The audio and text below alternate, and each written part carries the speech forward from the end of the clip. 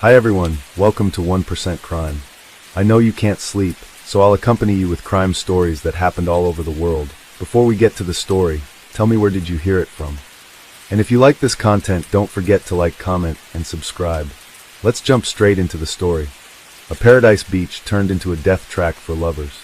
It is believed that an investigation on the heels of a crime is the most effective and often leads to success. The methodology itself implies immediate response, operational collection of evidence, and questioning of witnesses, which significantly increases the chances of quickly solving the case and holding the guilty accountable. However, if it is not possible to identify the perpetrator, the investigation can drag on for years and even decades until the criminal case is frozen and transferred to the archive after the statute of limitations expires. However, sometimes unsolved and seemingly hopeless investigations receive unexpected developments many years later, which helps to find the right lead and achieve results when no one believed it anymore. The case of Lindsay Cutshall and Jason Allen, which had been gathering dust on the shelves for almost 15 years, is a prime example of this. At the time, it was not possible to solve it despite the operational actions of the investigative team and the high reward offered for any information. The main problem was the lack of motive for such a brutal act against the loving couple. In addition to this, it was not possible to find any witnesses, murder weapons, or any significant clues. It was a typical dead end, and no one hoped that the truth would ever be discovered. However, a decade and a half later, solving this case was helped by another brutal crime. It also turned out that at least 4 people knew what had happened, but all these years they remained silent. Who were Lindsay Cutshall and Jason Allen? Lindsay Cutshall was born in the small town of White Eyes in Coshocton County, Ohio in 1982. She grew up in a very religious family, and her father was a pastor of a Christian community. Despite a strict upbringing from childhood, she was very active, engaged in sports, and later became interested in hiking and extreme tourism. After finishing school, Lindsay became a student at Appalachian Bible College in West Virginia. During those years, she regularly climbed mountains of various difficulty levels, rafted down turbulent mountain rivers, and even organized hikes herself. The young woman dreamed of founding her own summer camp for children and teenagers, where she could teach them the basics of survival in the wild, rafting, tourism, and so on. Jason Allen was born in the city of Zeeland in the American state of Michigan in 1978. He also grew up in a deeply religious family, and from a teenage age was seriously interested in hiking tours, mastering survival in the wild. The young man was tall, athletic, toned, possessed leadership qualities, and was able to find like-minded people to conquer new heights. The couple met in 2002 during a hiking trip in the Appalachians.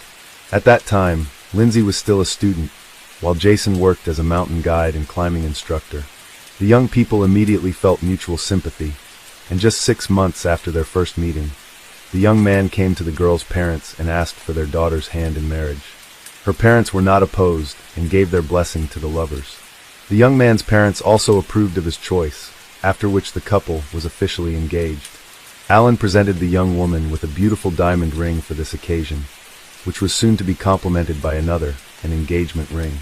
The young couple planned to get married in September 2004, had big plans for their future together, and wanted to buy their own large house where they could live comfortably and raise their children. Unfortunately, these plans were not meant to come true. The final trip. In the summer of 2004, Lindsay and Jason worked as senior counselors at a Christian summer camp called Rock and Water, located in El Dorado County, California. After their wedding, they planned to open their own similar camp, so they were gaining experience and learning the nuances of working with the younger generation. On the evening of Friday, August 14th of that year, the couple decided to take a weekend trip to the San Francisco area. They informed their colleagues of their plans in advance, leaving 2 of the most experienced counselors in charge of the camp. Lindsay and Jason promised to return by Monday, so their short journey was expected to cause no complications either for the couple or for their temporary replacements. They set off in a 1992 red Ford Tempo, owned by Lindsay, and that was the last time anyone saw them alive. By Sunday evening, the counselors had not returned to the camp, but no alarm was raised then, as everyone was confident that the couple would arrive either late at night or early Monday morning. However, when it was discovered after the morning roll call at 8 a.m. that Jason and Lindsay were still missing and their phones were unreachable, their colleagues decided to contact the police, and also informed the missing couple's families about the situation. The parents, horrified upon hearing the news, rushed to the camp to learn more about the incident. Everyone knew that the couple was very responsible in their duties. They were never late, and if any unforeseen circumstances had occurred, they would have found a way to communicate that. The challenging search. Upon arrival at the camp, law enforcement officials interviewed the couple's colleagues, and the investigation immediately encountered a serious problem. No one could precisely say where the young couple had gone.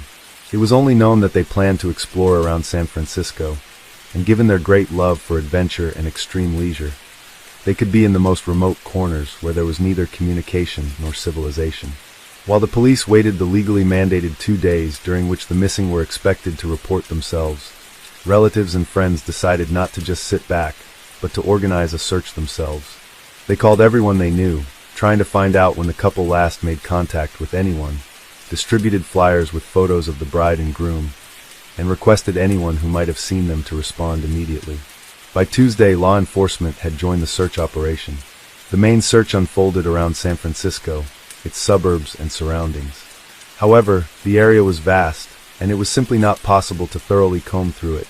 Then, one of the friends noted that the couple loved the wild, rocky beaches that were always beautiful and secluded, prompting the police to focus on these areas. Bodies in sleeping bags. For several days, the search yielded no results, and the hope of finding the couple alive was diminishing rapidly. Then, on Wednesday, August 19th, a patrol helicopter flying over one of the rocky, wild beaches reported that 2 bodies were found in sleeping bags on the desolate coast, and it seemed unlikely they were just resting there. The first thing police encountered upon arriving at the scene was a red Ford Tempo parked on a cliff near a lookout point in a small shelter for tourists, from which a steep trail led directly to the scenic, wild beach. The car was immediately checked in the database and found to belong to the missing student, Lindsay Cutshall. Descending the trail to the beach, law enforcement found 2 bright sleeping bags containing individuals. At first, it might have seemed they were merely sleeping, but no response came to calls or noise. Approaching closer, the officers saw that the sleeping bags contained a young man and woman, both showing no signs of life. A brief initial examination suggested that their lives had been taken by gunshot wounds to the head, and given the distinctive smell of decomposition, they had been there for more than a day. All the belongings of the deceased, including mobile phones and wallets containing bank cards and cash, were found beside them. Therefore, a robbery as the main motive was almost immediately ruled out. The keys to the parked car above were also visibly placed, ruling out car theft as a motive. Investigators immediately suspected that the deceased were the same young people who had gone missing last week near San Francisco. Their suspicion was confirmed by documents found nearby under the names Lindsay Cutshall and Jason Allen, but the bodies still needed to be identified by relatives. The arriving parents of the couple, who had hoped until the last that the remains belonged to someone else, were devastated by grief upon recognizing their children. Investigation and initial theories. Thus, theories involving robbery or an attempted carjacking were dismissed since all valuables, money, and keys were left untouched in plain sight. Moreover, forensic analysis revealed no signs of physical assault or intimate assault on the bodies, except for the gunshot wounds to the head. It appeared that Lindsay and Jason were simply sleeping peacefully at the time of the incident and did not have a chance to react. They made no attempt to defend themselves, flee, or even get out of their sleeping bags. Everything pointed to a swift act that resembled an execution or vendetta. But who could have taken the lives of 2 individuals in such a brutal manner, and why? The questions multiplied, but no answers were forthcoming. There were no signs that anyone else had stayed in the area. The beach was quite secluded, and accessing it via the steep trail was challenging. Despite efforts, no shell casings were found nearby, leading investigators to theorize that the shooter either took them or threw them into the ocean. The shots had been fired at close range into the heads of the sleeping tourists, indicated by specific traces, so the casings, if not deliberately moved, would have been nearby. Interestingly, the beach appeared quite clean, yet a few meters from where the sleeping bags with the bodies were found, an empty beer bottle lay. The deceased did not drink alcohol, as they led a healthy lifestyle, suggesting the bottle might belong to the mysterious shooter. This particular brand of beer was rarely found in the area, and likely came from a neighboring state. As no other clues were found, this bottle was considered a significant lead, although it was unclear whether it had any connection to the shooter or the crime. A theory was proposed that the deceased might have had a conflict with someone the day before the tragedy, and their opponent returned at night with a weapon to settle the score. Although Jason and Lindsay were very friendly with everyone, it was not excluded that they might have inadvertently displeased someone either in appearance or for some other reason.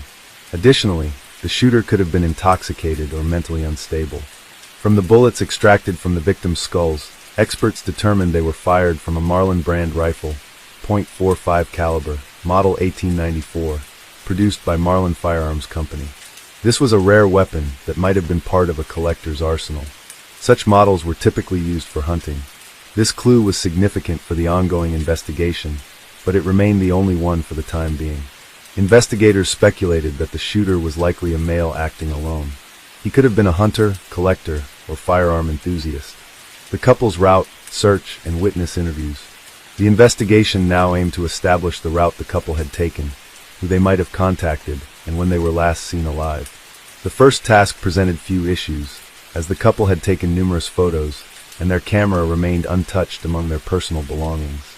Additionally, in the tourist cabin near the lookout point where they parked their car, there was a guest book where visitors could leave notes. The engaged couple had written a couple of entries expressing that it was one of the best weekends of their lives, filled with love, happiness, and the discovery of perhaps the most beautiful beach they had ever seen. It was discovered that on Saturday, the couple had stopped at a fishing pier about 20 miles from where their lives were ultimately taken. This was evidenced by the photographs they had taken there, prompting law enforcement to visit the area and speak with locals in search of potential witnesses. Many remembered the young couple traveling in a red car. They were looking for a place to stay overnight, but found no vacancies in any of the 3 nearby hotels. This was because August is peak tourist season in the area, and most travelers booked their accommodations well in advance. The couple then dined at a local restaurant, walked around the area, took several photos, and set off again in the evening. According to everyone who saw and interacted with them, they were friendly, engaged in no conflicts, and appeared happy and carefree. None of the witnesses could recall anything suspicious or unusual. Notably, the beach where the bodies were found was located in a protected area where camping was prohibited. However, since the young people could not find a place to stay overnight, they decided to settle on the beach, but chose not to set up a tent, instead using their sleeping bags. They believed that on a warm August night on a secluded beach, they faced no threats, and planned to head back at dawn to return to the Rock and Water camp on Sunday as promised. This information helped narrow down the time frame during which the couple was likely taken from life. They went to sleep, but did not survive until morning, indicating they were likely taken from life between 11 o'clock Saturday night and dawn on Sunday. The first suspect. Although the investigation into the double taking of life was in full swing, and news broadcasts urged anyone with any relevant information to contact the police, law enforcement withheld certain details.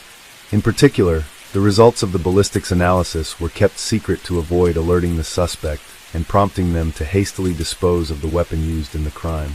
Initially, suspicion fell on a local drifter who periodically slept on that very beach and had been seen nearby on the evening before the crime.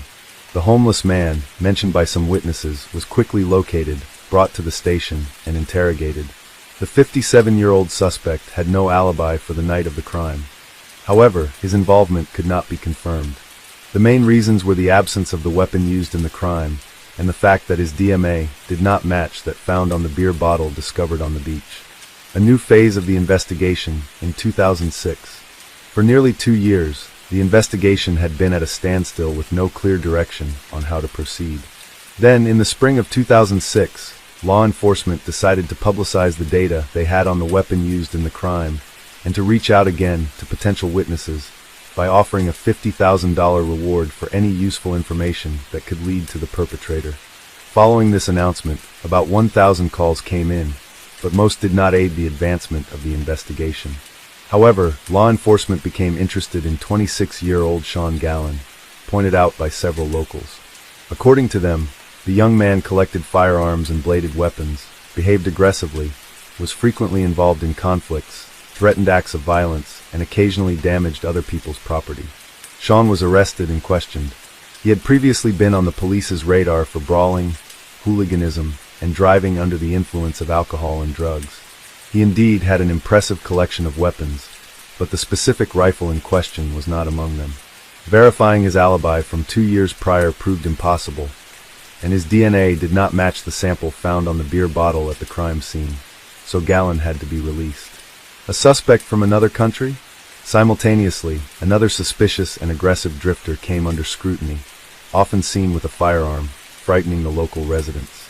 His name was Joseph Henry Burgess, and he was 61 years old at the time of the couple's demise.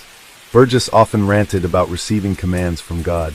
It was discovered that in the late 1970s, Joseph lived in Canada, where he also wandered aimlessly. In 1978, he joined the Commune of the Children of God, positioning himself as a deeply religious person, and according to those around him, he was quite the fanatic. He soon had a conflict with two young people that escalated into outright enmity, and a few weeks later, these individuals were found lifeless, each with several close-range gunshot wounds to the head. Notably, their bodies were also discovered on a beach in sleeping bags, seemingly taken while they slept.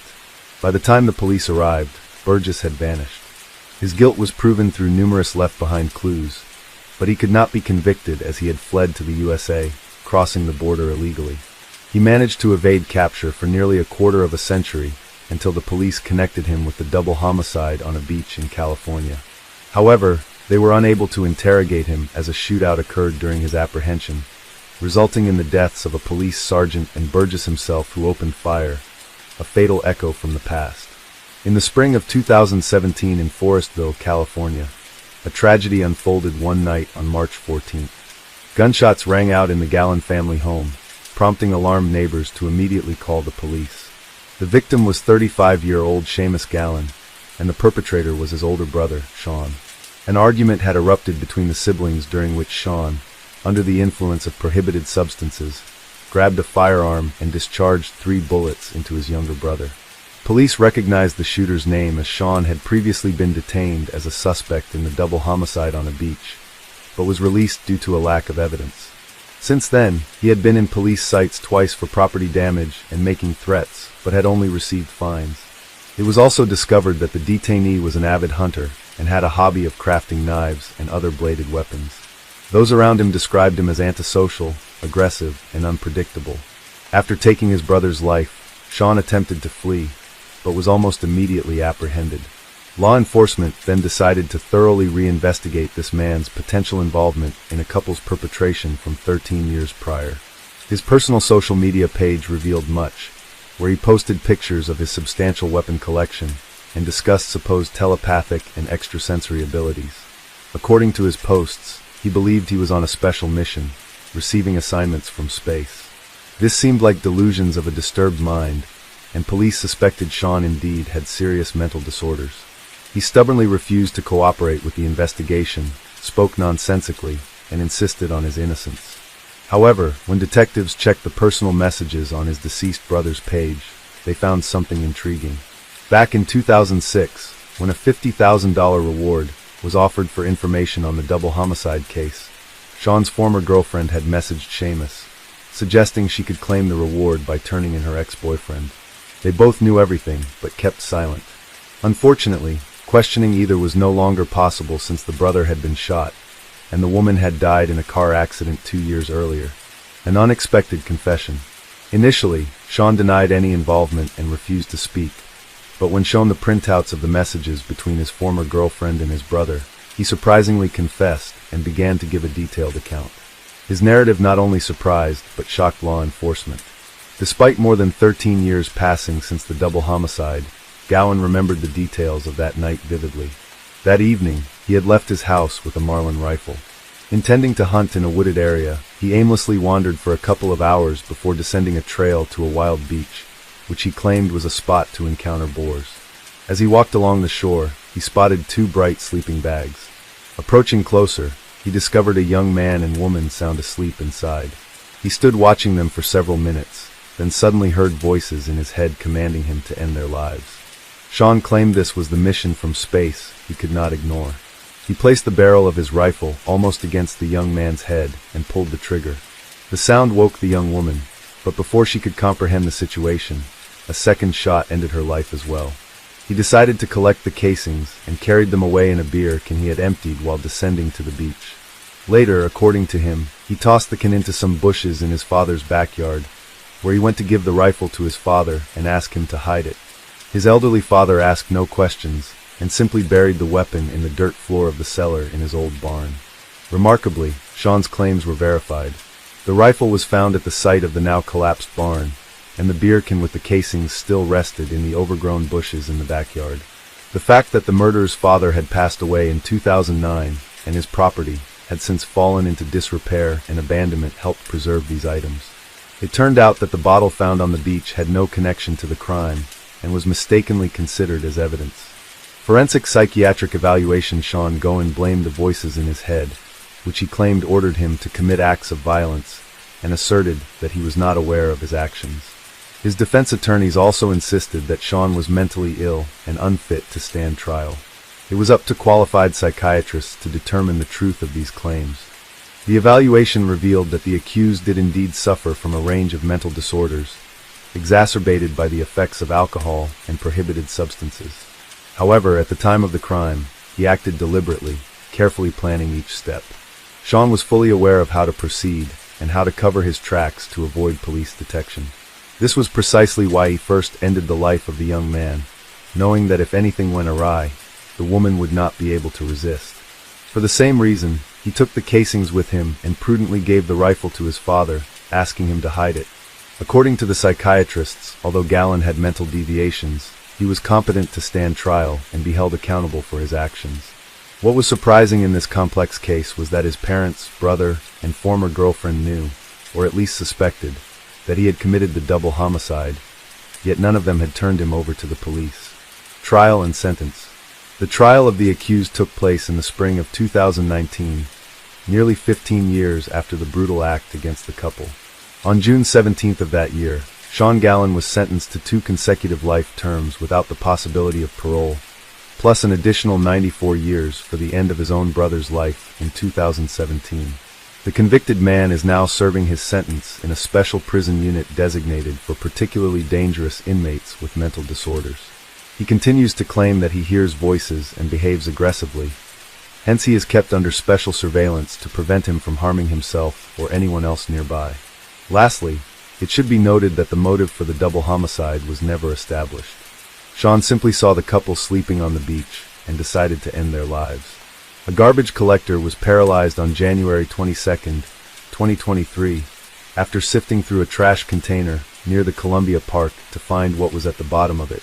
A blue suitcase was inside, sealed with black tape and surrounded by several garbage bags. The suitcase contained a woman's body, which was easily identified because her head was visible from the suitcase. The worker was frightened upon finding something, so he drove several blocks and reported it to the police. The Capitol Police promptly dispatched a team of officers to investigate. Can you provide some examples? The police officers who arrived were met with a horrifying scene. The corpse was cradled in the suitcase and taken away. Valentina Trespalacios was identified as the victim a few hours later. At the outset, the body was found to be free from any indications of violence, firearms or knives, and it was not dismembered. Can you provide some examples? After opening the suitcase, detectives discovered that the woman was wearing pajamas with a belt, suggesting that she had been attacked while sleeping by the person who killed her. A black cardboard box on the side of the suitcase contained items that helped identify the body. Police found a student ID, password used by the victim when applying for a certificate, as well as some documents and personal belongings among them. The investigating team found it peculiar as the presence of documents in such cases was not typical. Can you provide some examples? The police contacted the woman's family after finding the suitcase with her body, and they confirmed that she was with friends on Saturday, January 21st. The woman was found to have been struck multiple times in the head during the forensic examination. Her body was found with multiple injuries, including bleeding from the right part of her tongue and 5 cuts around her neck that indicated strangulation. Valentina Trespalacios was born on December 16, 2001 in Bogota, Colombia. She was enrolled in the Faculty of Commerce and International Business. The girl was a music enthusiast from an early age.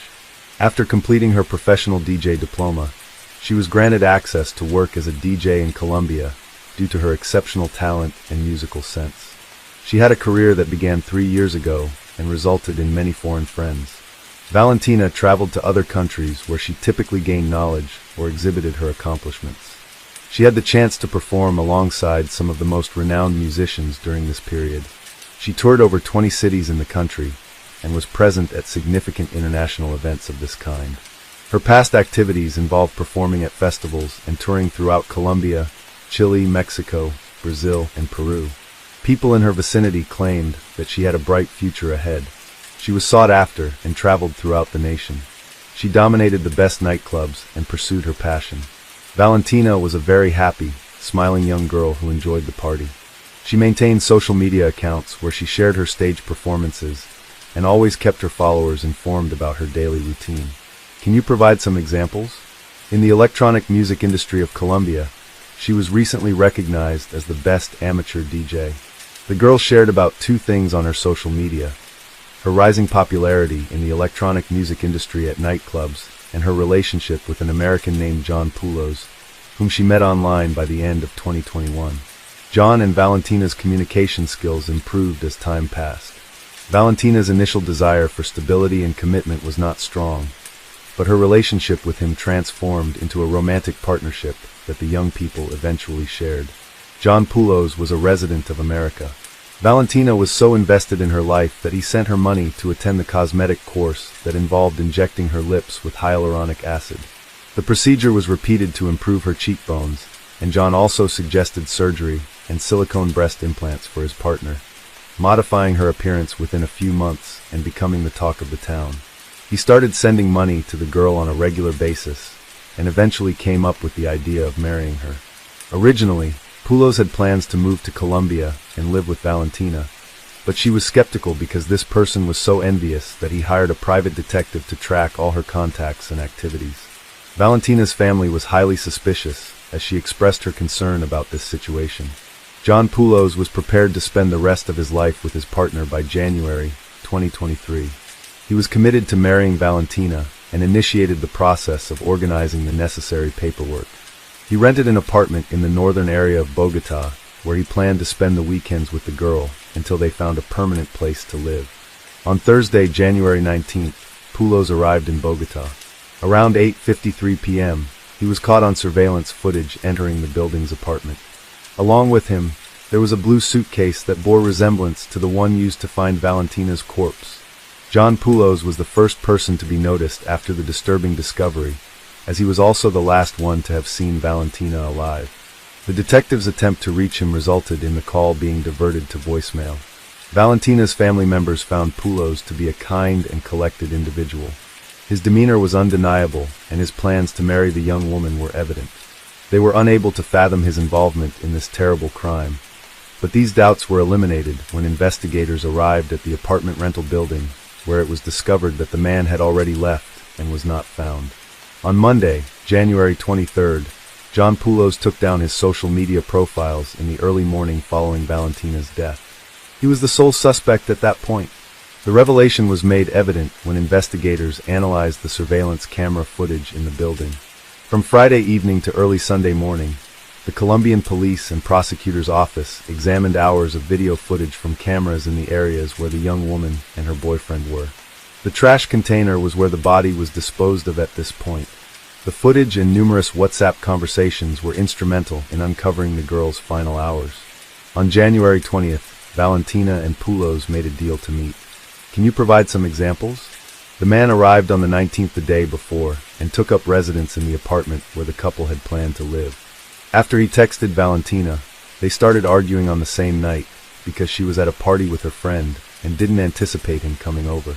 He inquired about the presence of significant individuals at the gathering and whether she was with any male. She wryly replied with a no reply, stating that it was his suspicions and they had agreed to meet on the 20th. Prior to meeting John, Valentina had planned to visit various locations to care for herself, apply her lash extensions, and attend hair salons. On January 20th, the couple were unable to see each other due to their disagreement, and only in the evening when Valentina's apartment was being monitored by surveillance cameras. Did they know exactly when they were in that parking lot? The girls' possessions were being packed by John at 6 p.m. as the two of them moved to another apartment and began a new life. Valentina's journey across the country was marked by a series of emotional goodbyes, one of which was with her family and friends. She made a video call to her mother saying that she was going home. The video depicts the girl accompanied by Poulos, who hired a vehicle to transport Valentina's possessions. They were caught on surveillance footage entering the apartment with their possessions at 7 p.m. Valentina sent her mother a series of videos showing the apartment and their frequent exchanges to get things. The cameras captured them completing the move and engaging in other activities before heading back to their new home. It was Saturday, January 21st at 1 a.m. Around 3 a.m., the couple arranged a taxi to go to southeastern New York's nightclub where Valentina was set to perform. 2 hours later.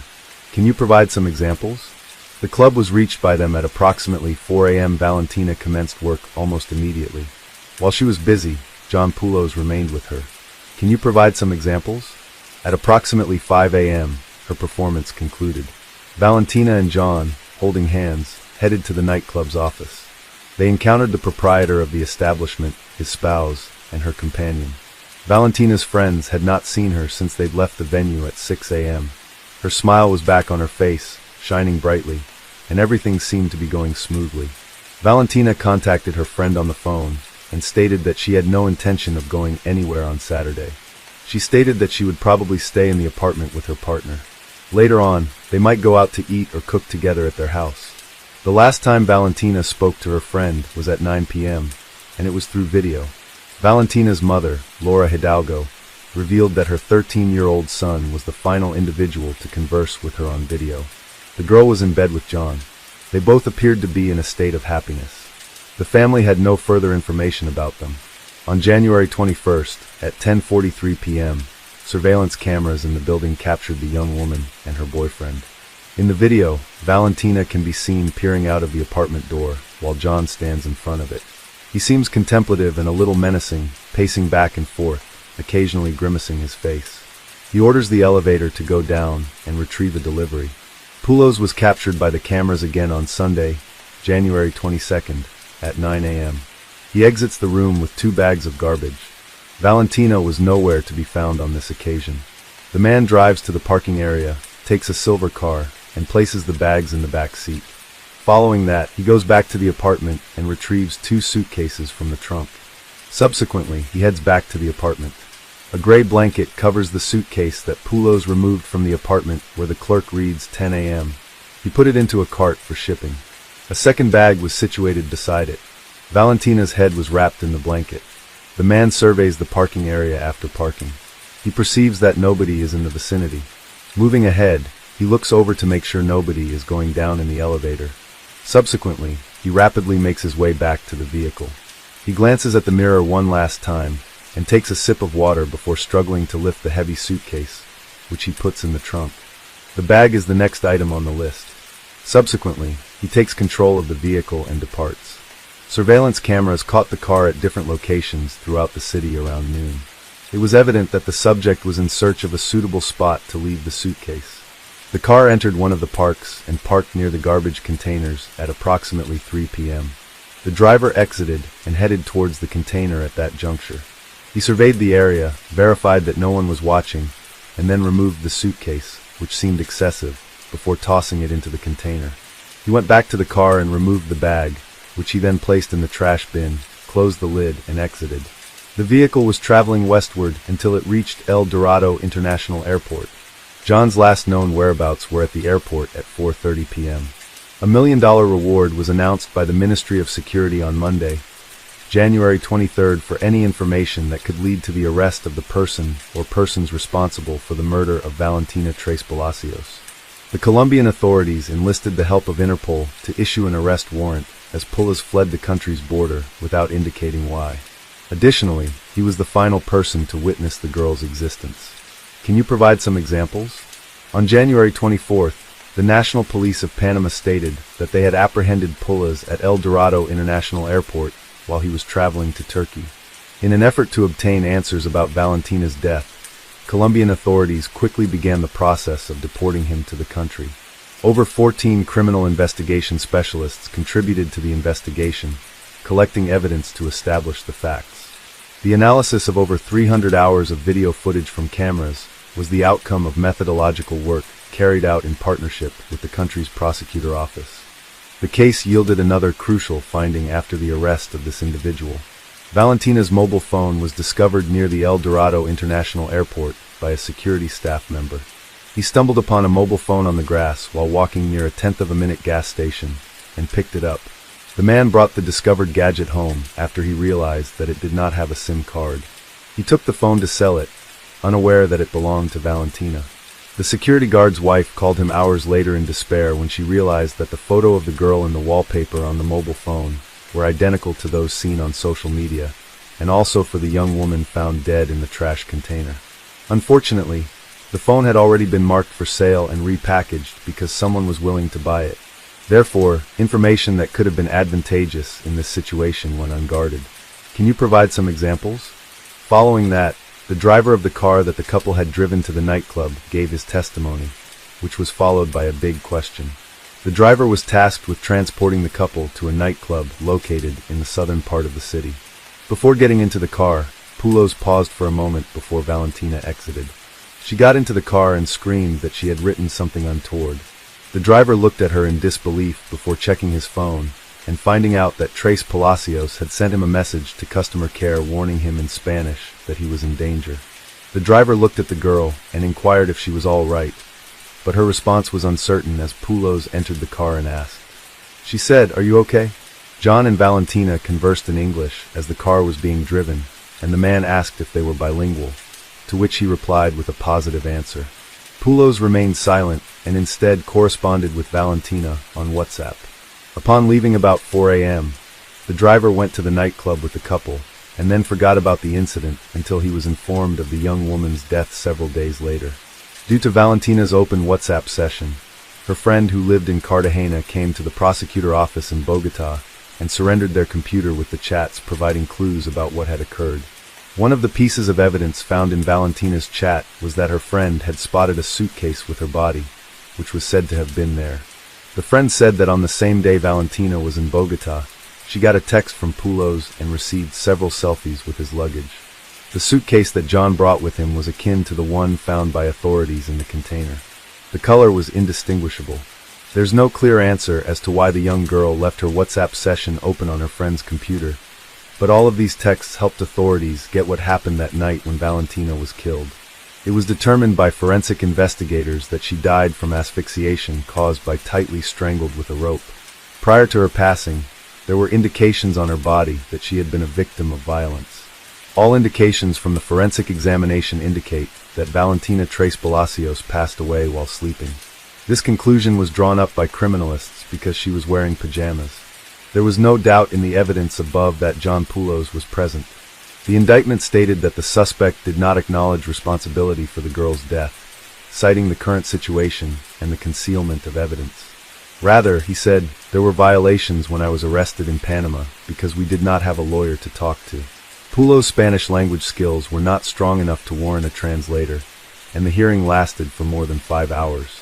The crime committed by Poulos is attributed to his involvement with Valentina, and he attempted to disappear without trace, erasing his social media accounts after the incident.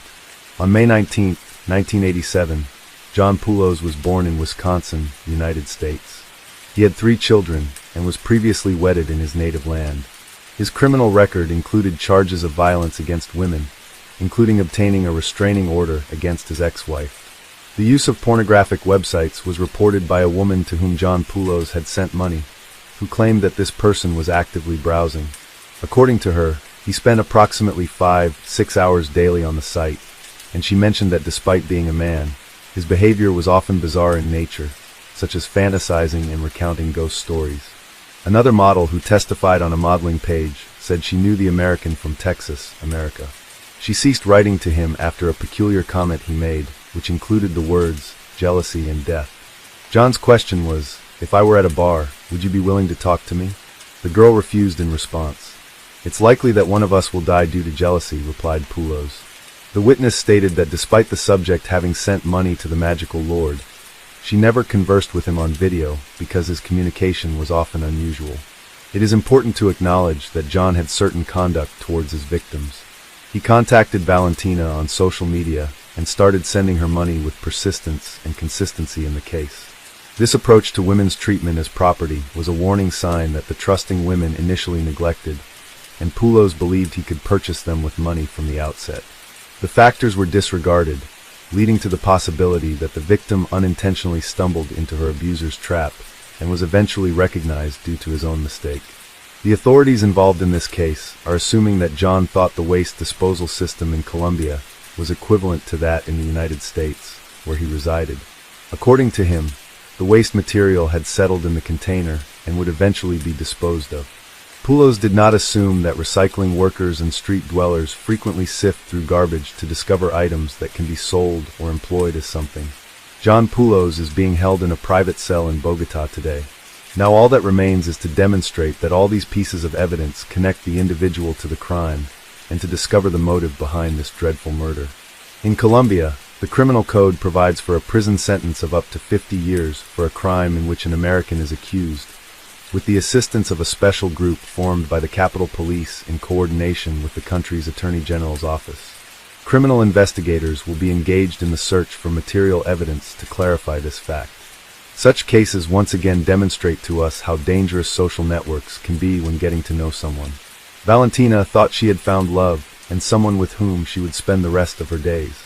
However, this did not happen, and like many people in the world, she too thought that nothing like this would happen to her. Chapter 1. Harold Sasko. Harold Sasko, better known as Hal, lived in Kansas City. He was born on September 11, 1961 in Titusville, Florida, and was one of 12 children in the family. His siblings described Harold as a person who was ready to take responsibility in almost any situation. He often helped his brothers and sisters with household chores and was generally very organized. So it was not surprising that after graduating from college, Hal opened his own pizzeria. And just 2 years later, he expanded his business by starting a second restaurant. This led to his move to Lawrence in late 1990 with his then-wife, Anna, and their 3-year-old daughter, Mendez.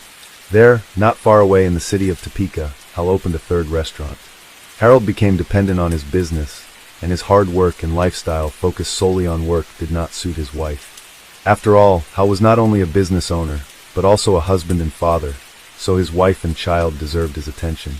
Eventually, this led to a serious rift between the couple, and when his wife could no longer endure the lonely life, they decided to divorce. Hal was considered a church parishioner, and he was proud of being not only a man of God, but also a respected member of the community. Those around him knew him as a kind, caring, and extremely organized manager. So it came as a real shock to the community when on January 17, 2014, their so-called good and caring manager suddenly disappeared. Chapter 2. Harold's Disappearance. The day began like any other Friday. The weekend was just around the corner, and many people went to work to carry out their daily duties. Of course, this day was no exception for the pizzeria employees. The problem was that when they arrived at work, they found themselves in a quiet and empty restaurant. Usually, Hal was there to unlock the kitchen, but this time he was nowhere to be seen. Even stranger was the fact that it had been several days since anyone had heard from him. Concerned about his well-being, the employees called the police and demanded a welfare check at his home on West 26th Street. Later that day, a police officer was sent to his residence. When he knocked on the front door, he was met with silence. When he knocked on the front window of the house, he also received no response. The officer then looked inside to see if anyone was home, and it was at that moment that he saw the figure of a man lying face down on the floor. Calling for backup, law enforcement officials burst into the house. It was confirmed that the man on the floor was Hal, and moreover, he was lying in a pool of his own blood. It immediately became apparent that he was already gagged, and judging by the condition of his body, he had been dead for several days. Moreover, it was not an accident.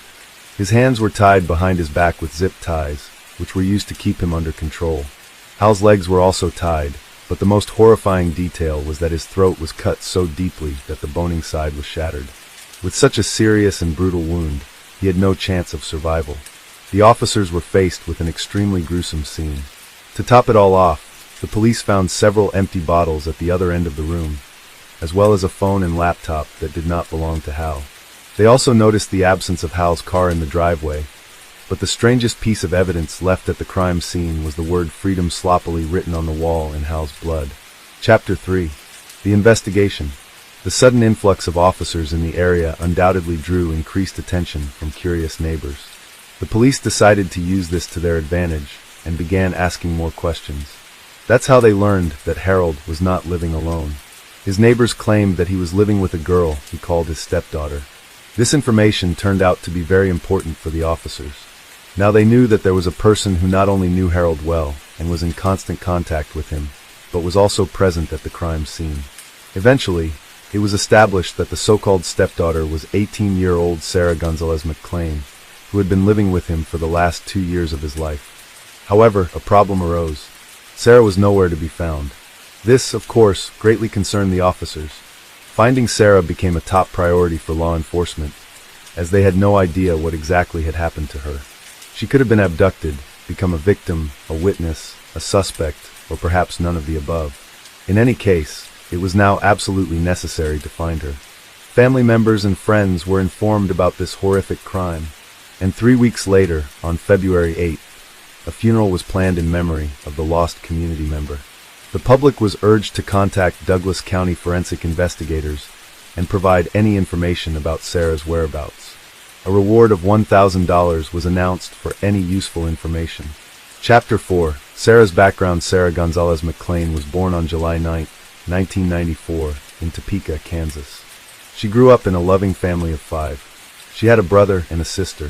Throughout her childhood, Sarah was known as a shy but kind child.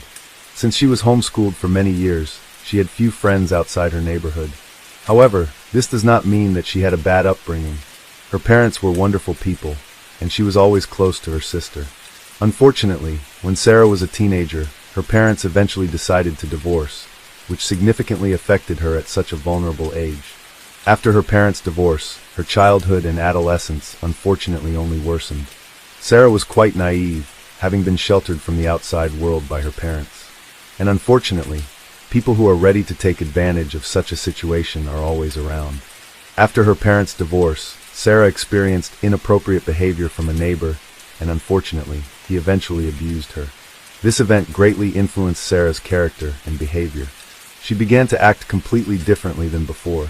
Much to her mother's dismay, Sarah began sneaking out of the house at night and hanging out with the wrong crowd. Even worse, this led to her frequent use of illicit substances and alcohol to drown out her suffering. It seemed that after her parents' divorce, Sarah no longer wanted to stay in her family home. That's when the pizzeria hired her. At first, he seemed like an ordinary, kind manager, but there were rumors among the staff that he was not quite what he appeared to be. For example, Hal told all the restaurant managers that they could only hire young, attractive women. While working at the pizzeria, Sarah would wake up, go to work, spend time there, and eventually return home to her family. She often spent nights drinking before returning home. According to some reports, she was only sober at work, if you could call it that. Despite the fact that she often came in drunk and nearly got fired several times over those few months, she somehow managed to keep her job. That's because Hal seemed to feel sorry for her. He knew that she was vulnerable and needed extra support. She tragically experienced another traumatic event. One such evening, another man attacked her, and to top it all off, this scumbag even burned her with cigarettes. After that, Sarah's already fragile mental health completely crumbled. She stopped going to work, lost friends, and sank into a very dark state. And then, she attempted to take her own life. Fortunately, Sarah's family found her in time to call an ambulance. She fully recovered, but it was only after the girl spent 5 months in the hospital. The nicest thing was that after being discharged from the hospital, Sarah received support from loved ones and friends. But one of these messages of support stood out in particular. It was from her former boss, Hal. After her tragic ordeal, Hal offered to become her personal life coach, or even a kind of guardian. He could pick her up, take her somewhere to eat, and even let her express everything that was on her mind. Since there was no one else to turn to, Sarah eventually enlisted his support. It was during one of these walks that she told him her entire story, including her tragic encounters with other men, drinking, and everything else.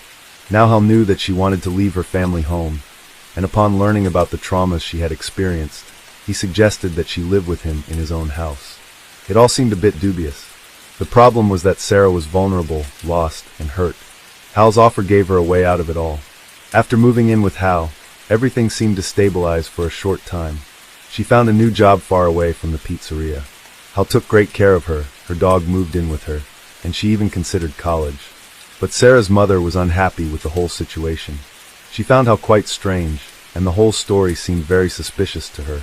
Every time she tried to talk to Sarah about it, it always ended in a big fight, which of course further alienated her daughter. Michelle didn't believe that Hal's intentions were always as innocent as he made them out to be. Even worse, she believed that her daughter was most likely too naive and prone to illusions to realize it. After the divorce, Sarah's father broke off all contact, and now she was trying to fill the void that had formed. To make the situation even more eerie, Hal eventually asked Sarah to call him Gad, and then he told all the neighbors that she was his stepdaughter. It's not surprising that Sarah's colleagues eventually fobbed out about all this and inquired about her relationship with Hal. Now, when asked about it, Sarah insisted that he was just her friend and nothing more. But from an outsider's perspective, it was strange that a 50-year-old man brought an attractive but troubled 18-year-old girl into his home, and perhaps her peers suspected something. As soon as Sarah settled into the house and began to feel more comfortable, Hal started setting his own boundaries and attitudes towards life, especially when she turned 18. This change was quite alarming. Hal began buying her illegal drugs and alcohol, joking about them dating, and even brought up the topic of a sexual relationship with Sarah. In addition to these changes, he openly kept track of everything he bought for her, including alcohol, illegal drugs, cosmetics, and rent. He wanted her to feel indebted to him, and he also told her that she would only be able to leave once she paid him back. In fact, she felt so trapped that after she turned 18, she gave in to his advances, and her relationship with the man she once called Dad now became sexual. This diabolical situation lasted for a whole 10 months, and according to Sarah, they had sex several times a week. The only way she could cope was to drink and use illegal substances until she no longer felt involved in the situation. This, of course, further increased her debt to the man who was now using her body. On top of everything, Hal berated Sarah just as often as he complimented her. For example, he criticized her nose and then offered to pay for plastic surgery, which she, unsure of herself, eventually agreed to. It was clear that Hal treated her as his personal property, rather than as another human being with feelings. He also paid for her gum implantation, and his next goal was to buy her breast implants. Both of these surgeries cost $16,000, which of course was added to the bill, and she had to pay him back when she could afford it. She found herself trapped with no way out. In addition to this, Hal also threatened Sarah, telling her that he had connections if she ever tried to escape. From that moment on, her mental health deteriorated even further. In response, she was given antidepressants to cope with the situation, for which she would eventually have to pay again. Trapped by the mental trauma of abuse and depression, Sarah's mind became clouded. She repeatedly found herself on the brink, and now, after supposedly finding someone she could rely on, he too turned out to be an abuser. Sarah had absolutely had enough, and she began to act in a way that eventually turned the victim into a killer. After visiting a pet store, she bought a rabbit and signed a waiver before taking it home. That same evening, one of Hal's pizzeria managers was visiting the house for dinner and drinks. The manager was shocked when he opened the refrigerator and saw a rabbit carcass instead of beer. Sarah not only admitted that she was responsible for killing the pet rabbit, but also stated that it was not the first animal she had killed. Completely bewildered by the situation, the manager politely stayed for dinner, but then went home. This was a huge red flag and an indication of what Sarah was potentially capable of. Unfortunately, this sign was ignored. The main question remained whether Sarah was truly capable of killing a person. Although Sarah was initially considered missing, it was soon established that she was actually the prime suspect. Unfortunately, the detectives were not mistaken in their assumptions. They suspected that she had packed all her belongings, taken the dog, stolen Harold's car, and fled to Texas. However, along the way, she changed her plans and headed to Florida. It was warmer there, and the idea of admiring the ocean view seemed pleasant. Given this newly received information, she was officially declared a wanted person. Sarah was not only wanted on suspicion of murdering Hal, but also as mentally unwell and possibly dangerous to others. Her name was on the lips of many officers across the country, and this continued for 11 days. On January 25, 2014, after being on the run for just over a week and a half, Sarah McLean was finally found and arrested in Everglades National Park. Not surprisingly, the police officer found her in Hal's stolen car, sleeping next to a loaded gun. They also found $2,400 in cash, 2 more guns, an axe, and a couple of knives, one of which was stained with Harold's blood. Chapter 8. Sarah's trial. A few hours after her arrest, a 3-hour interrogation began, during which Sarah confessed to killing the man. According to her version of events, the story unfolded as follows. On January 14, 2014, Harold returned home after a long day at work. The sound system had recently broken down, and he decided to devote the evening to repairing it. He asked Sarah to bring him a beer, and then another, and another. After a few hours, fatigue took its toll, and Hal suddenly passed out on the floor.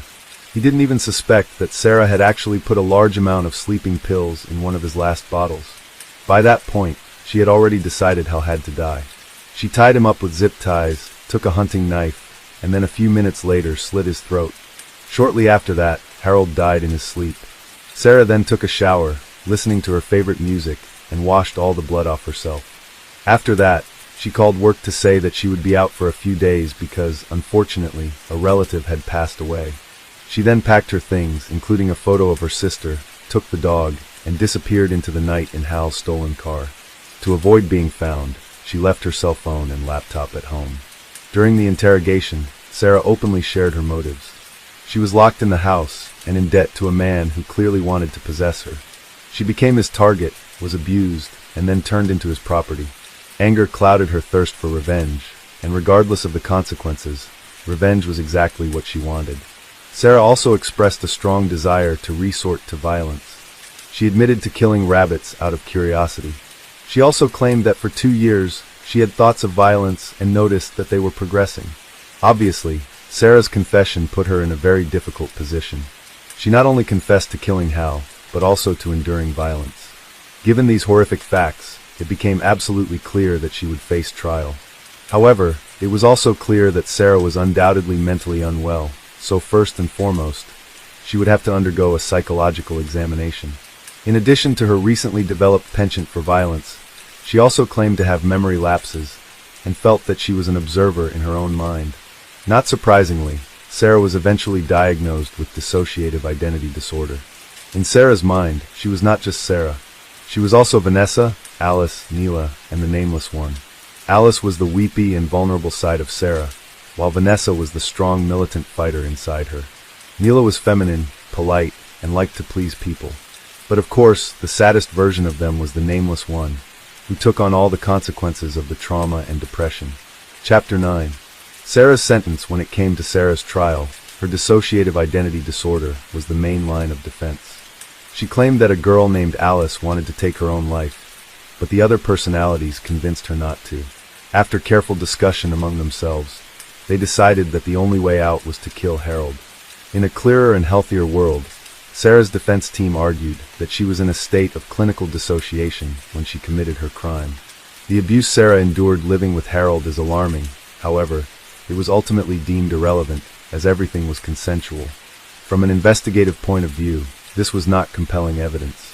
The defense itself also could not be persuasive, as the murder was clearly intentional. Unfortunately for Sarah, although her mental disorder was recognized as genuine, her defense failed to convince the judges, and she was ultimately found guilty of murdering Harold Sasko. She was sentenced to life in prison with the possibility of parole after 50 years. This greatly shocked both Sarah and her family. It became apparent that the abuse she had endured throughout her life and her mental state at the time of the murder were not taken into account when sentencing her, which means that her punishment was much harsher than she deserved. Sarah filed an appeal on the grounds that the abuse she suffered should have been considered during the trial. Unfortunately, by that time, more evidence of Harold's horrible behavior had been uncovered. After analyzing his computers, detectives found that they were literally riddled with illegal pornography. In addition, another woman, whose name remains unknown, claimed that Hal had hit on both of her daughters. Given all this new evidence, Sarah's appeal resulted in a 50% reduction in her sentence to 25 years. To this day, she still remains behind bars, and that's because although the judge concluded that Hal did indeed abuse his control over Sarah, it doesn't negate the fact that she still committed premeditated murder. Chapter 10. Conclusion. Sarah was initially a victim.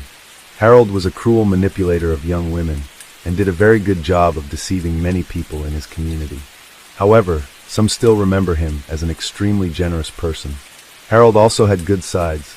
For example, he was known to have helped many employees get out of financial crisis, and whenever someone needed advice, he was always ready to help. Harold's family does not deny his shameful actions, but they testify to his positive character. He clearly needed help and did wrong, but he never deserved to die. Although Sarah's family agrees that she must be punished for her crimes, they also believe that the sentence was too harsh for someone trying to escape her abuser. Harold was undoubtedly a favorite of many people, but at the same time, he was a wolf in sheep's clothing. This story is an example of how life circumstances, trauma, and a lack of proper support can lead to tragic consequences. Sarah became a victim of abuse by someone she trusted, and it caused irreparable damage to her mental health. However, this does not justify her actions, the deliberate murder of another human being. This story also demonstrates how important it is to be attentive to those around us, and to be able to recognize warning signs. Perhaps if someone had intervened earlier, the tragedy could have been avoided. At the same time, this story raises questions about the fairness of the justice system. Was Sarah's punishment adequate, given all the circumstances? Was her mental state and the trauma she suffered sufficiently taken into account? These questions remain open for discussion. Ultimately, this story serves as a reminder that a completely different personality can be hiding behind a person's appearance. Harold, who many considered kind and generous, actually turned out to be a manipulator and a predator. This story prompts us to be careful in our judgments of others. Corey Day Desmond was born March 18, 1980 at Torrance Memorial Hospital, and right from the start, she was the center of attention because she had to fight to survive. Due to a hole in her diaphragm, she had to undergo multiple surgeries. She was only given a 20% chance of survival, and miraculously, she not only survived, but she thrived. Friends and family of Desmond knew her as a smart, self-confident young woman, unafraid to express her opinion, who was energetic and full of affection for those she cared about, who were many. Desmond graduated from North Torrance High School and earned a master's degree in criminal justice from Long Beach State. Unsure of her calling in life, she changed her mind and decided to become a teacher. Her goal was to teach autistic children. A week after her death, a notice came in the mail that she had earned her teaching credential. She was loved by many and friends to all. She was sweet at times, but could be tough as nails. She could command a bar full of patrons when she wanted, and all the while be singing one of her favorite karaoke songs, such as Black Velvet, or These Boots Were Made for Walking, and once again, being the center of attention. It was that secondary family that Corey acquired while working in those various establishments that kept her going back despite what her family wanted her to do. In 2009, Corey worked in a bar. On Saturday, February 14th, she had a shift that ended at 9:30 p.m. She then walked 2 blocks to the popular bar Street Lounge. Many employees of this bar knew Corey as she had friends working there. She was caught on surveillance cameras helping her friends at the bar. She left there only after closing, around 2 a.m. None of her friends saw her after that. On Monday, February 16th, at approximately 2:20 p.m., the San Bernardino County Sheriff's Office received a terrifying call. About 100 miles from the bar where people last saw Corey, the driver stopped to take snow chains off the wheels. The man felt a strong, unpleasant smell as soon as he exited the car. He thought the source of the stench was an animal that got hit by a car, but still decided to check. Not far from the car, he found something strange. He saw a black plastic garbage bag with a woman's body inside. The man ran out into the road in a panic, stopping cars and asking to call the police as his phone's battery was dead.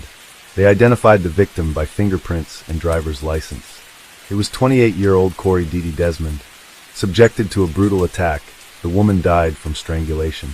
She had a lot of bruises on her face and neck and injuries to the back of her head. Corey tried to fight back as she had several defense wounds. Although unable to determine the exact time of death, the medical experts said Corey was on the street for about 36 hours before the man found her. Corey's pants were unbuttoned and pulled to her knees, but no signs of intimate contact were found. The first conclusion that investigators came to was that the place where the driver found Corey's body was not the place of her death.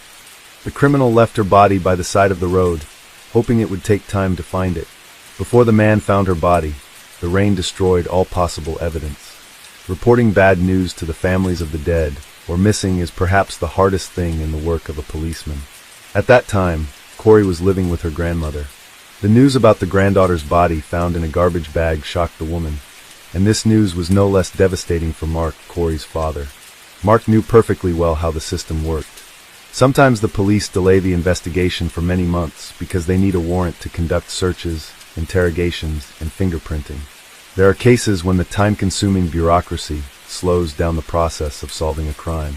Therefore, Mark decided not to sit and wait for the police to find the person who deprived him of his daughter. He decided to act.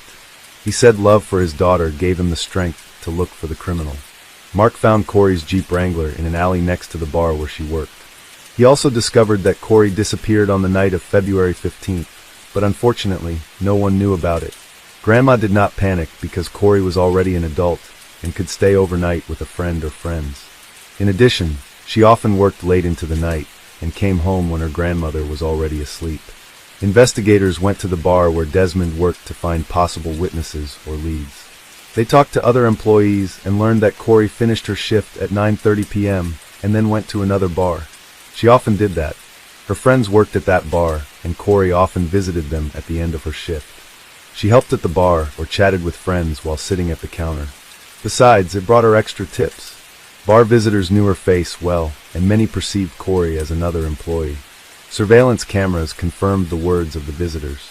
They captured the girl helping her friends at the bar. Unfortunately, a bartender's job is not only to pour drinks and entertain the interlocutors. Sometimes, after drinking alcohol, some people stop controlling their emotions and their behavior becomes inappropriate. That evening, Corey was unlucky enough to meet such a person. According to eyewitnesses, she argued with some man who behaved provocatively. He bothered women and unceremoniously touched them, making unflattering compliments. While everyone was silent and did not dare to put this man in his place, Corey stood up for the bar's visitors. In other words, the girl explained to the man that he was not welcome there. The violent guest was furious but still agreed to leave. Corey continued to help her friends and made drinks at the bar as if nothing had happened. That evening she consumed alcohol, but it did not affect her behavior. After 2 a.m., she left the bar alone and planned to go home. But as we now know, a man found Corey's lifeless body 100 miles from the bar the next day. Mark gave the police all the information he could find. Through television, he appealed to everyone to report any crucial information for the investigation. Meanwhile, the police identified the man Corey quarreled with before her death. During a conversation with investigators, the man said he did not know who Corey Desmond was. However, he did not deny having a big fight with the girl in a bar on February 14th. The man said alcohol made him uncontrollable, confirming that they kicked him out of the bar. Right after that, he went home to sleep. The suspect denied any involvement in the crime. He agreed to take a polygraph test and let the police search his house and car. They carefully examined the suspect's car. After all, there could have been traces like blood stains, hair, or something belonging to Corey. The car was dirty both inside and outside, and yet forensic experts did not find any evidence there. While searching the man's house, they found nothing indicating his involvement in the crime. The last hope of the investigators to catch the man in a lie was a polygraph test. But the man passed it without much difficulty, answering all the questions of the police. In addition, his wife confirmed that he came home before 2 a.m. and immediately went to bed. Corey left the bar around 2 a.m., which means this man was not involved in her death. Thus, the police excluded him from the list of suspects. But the problem was that they had no other persons of interest in this investigation.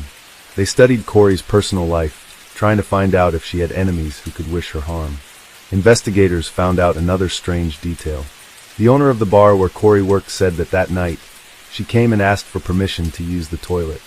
But since the bar was closed, he refused the girl's request and advised her to go home. It was about 2:20 in the morning. What happened next remained a mystery because Corey never got in the car and did not go home. Investigators assumed that she had been abducted or assaulted near her place of work. However, the bar's surveillance cameras did not record this, and there were no witnesses on the street at such a late hour. At the time of Corey's death, her blood alcohol content was more than 4 times the legal limit for driving. It was unclear whether she planned to use her car or was looking for other ways to get home. Unfortunately, she did not meet anyone who would help her that night. A month later, the investigation reached a dead end. The police checked all the versions and clues, but found no new suspects. Corey's father, Mark, wasn't going to give up. He rented 3 billboards on Artesia Boulevard in Redondo Beach.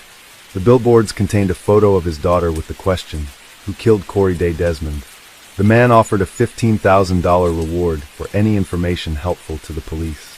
"I'm going to keep them up there to let people know the guy is still out there," Mark Desmond said. "Maybe it will save somebody." To some extent, this story is similar to the one of Alexandra Kemp. The latter's father, Roger, did everything to find the criminal, and billboards played a crucial role in solving the crime. If you haven't watched this story yet, click on the link at the end of this video. Information about Corey periodically appeared on 50 electronic billboards. Eventually it brought results. In May 2009, the phone rang at the police station. A woman named Tiffany saw one of the billboards with a photo of Corey. Thanks to this woman, the police were able to solve this case. Tiffany spoke very quietly. The woman was experiencing stress and severe fright. She rambled as if she didn't know where to start. Then she finally focused and said, "Hello, my name is Tiffany. I think my boyfriend, Tony Lopez Perez, killed that bartender girl, Corey Desmond. Please check him. He's behaving strangely, but I'll tell you more when we meet." Tiffany called several times to arrange a meeting with the detective. During their conversation in the park, the woman told him about her suspicions. According to her, on February 14th, she and Tony planned a romantic Valentine's Day dinner. She spent the whole evening preparing for a date. Tiffany took the children to their grandparents, visited a beauty salon, and bought a new red dress. Tony loved it when she wore red clothes. It drove him crazy. The guy was working that day, but had to return home around 11:30 p.m. Tiffany waited for Tony almost all night. The woman tried to contact him, but he did not answer calls and messages. Tony returned home at 4:30 in the morning and, as if nothing had happened, said he was too drunk to go home. He said he fell asleep in his car. Tiffany mentioned that Tony rarely cleaned the interior of his car. However, after a few days, he bought a whole set of cleaning products. He washed the car thoroughly, not letting her help. The guy's behavior seemed strange, but at that moment, she did not attach much importance to it. A few days later, Tony sold his white Dodge for almost nothing and bought another car. He also changed his phone number for no apparent reason. A little later, they had a joint trip to Big Bear Lake. They chatted along the way, and everything seemed normal until Tony suddenly stopped the car on the side of the road. He turned to Tiffany and asked her, "Do you think this dead girl, what was her name, the bartender, was dumped here? I'm almost 100% sure that the police found her body here." Tony Lopez Perez and Tiffany lived together for about 4 years. They had a 6-year-old son together, but they never married. He was a hard-working man and got along well with everyone. He has never had any problems with the law. Perez came from a large family with 8 siblings. His parents grew up in the LA area, and Perez attended high school in Manhattan Beach. Tony's absence on the day of Corey's death, cleaning the car and urgently selling it, a strange trip, and an equally strange comment about where the police found her body, a change of phone number, and odd behavior. Putting all these facts together, Tiffany realized that Tony could be the one who took the life of Corey Desmond. She didn't want to believe it. The investigators decided to talk to Tony and went to his house. To prevent him from suspecting anything, Tiffany agreed to play along with the police, not telling him anything about this conversation. It looked as if they were conducting a routine interview of people to find witnesses in the Corey Desmond case. Tony looked calm, like a person with nothing to hide. He wasn't nervous while answering all the questions. He said he didn't know her, mentioning he had only seen Corey in the newspapers. However, to arrest Tony Lopez Perez for taking the life of Corey, they needed hard evidence. Thus, the police found the new owner of the Dodge that Tony sold shortly after the news of Corey's death. The new owner confirmed that Tony sold him his car for a low price. He allowed the police to check the vehicle for any evidence. Tiffany said Tony cleaned the interior thoroughly before selling his car. However, when the experts applied luminol and used an ultraviolet lamp, it became evident why Tony Lopez Perez got rid of his car. The interior of the car lit up in bright blue. The police asked Tony to come to the police station. They didn't tell him anything about the find, so he wouldn't run away. At first, he claimed he had never seen Corey, but later changed his testimony, saying he saw her near the bar and whistled at her. As soon as the police noticed that the man was changing his testimony, they showed him photos of the car he had sold and said that they had found crucial evidence there. This time, Tony claimed to have seen Corey outside the bar. Standing under a street lamp, she suddenly lost consciousness and fell on the sidewalk. He tried to help her, but she did not regain consciousness. Then he started slapping Corey on the cheeks. Corey opened her eyes and started screaming.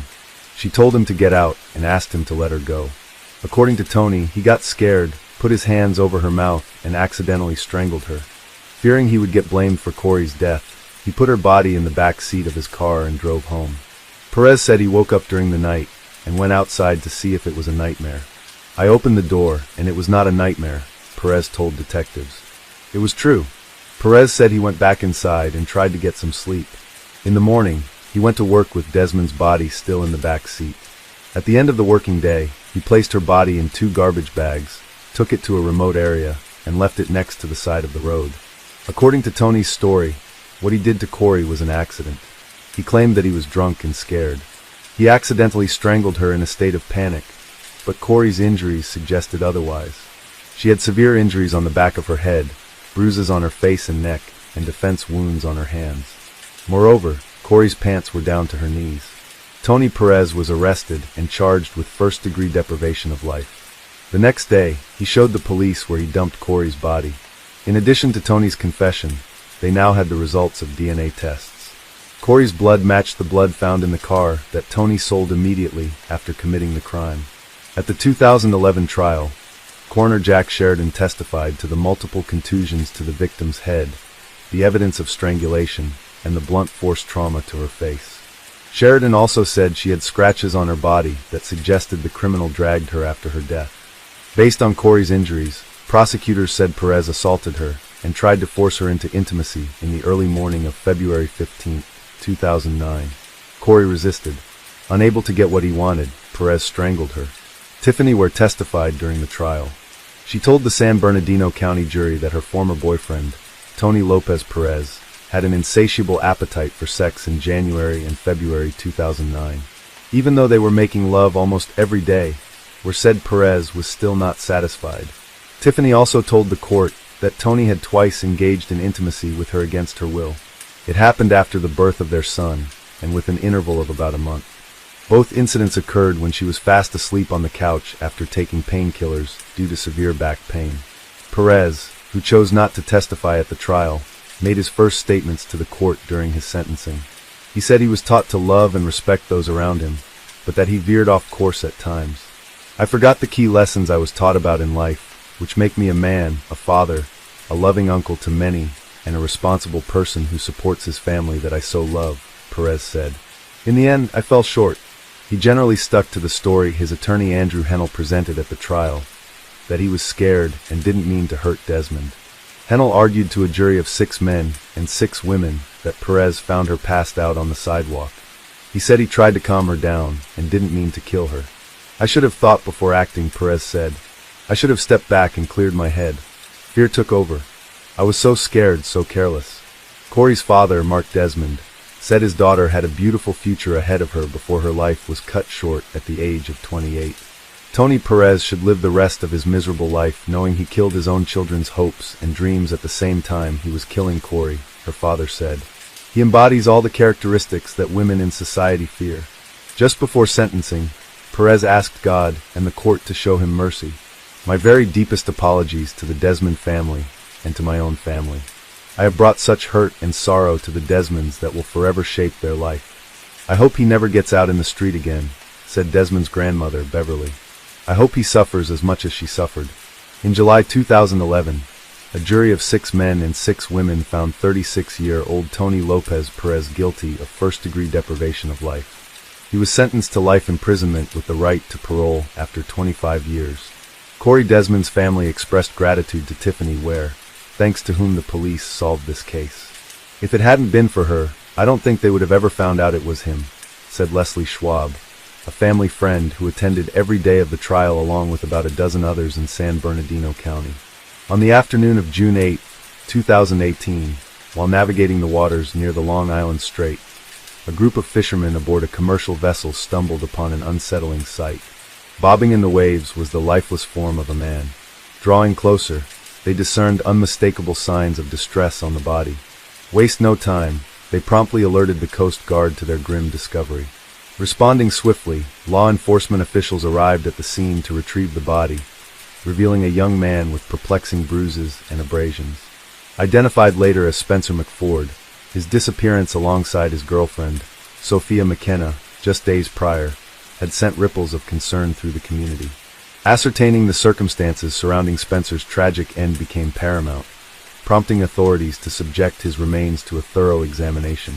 The subsequent autopsy yielded the distressing conclusion of drowning as the cause of death. Yet, despite meticulous scrutiny, forensic experts uncovered no evidence of foul play.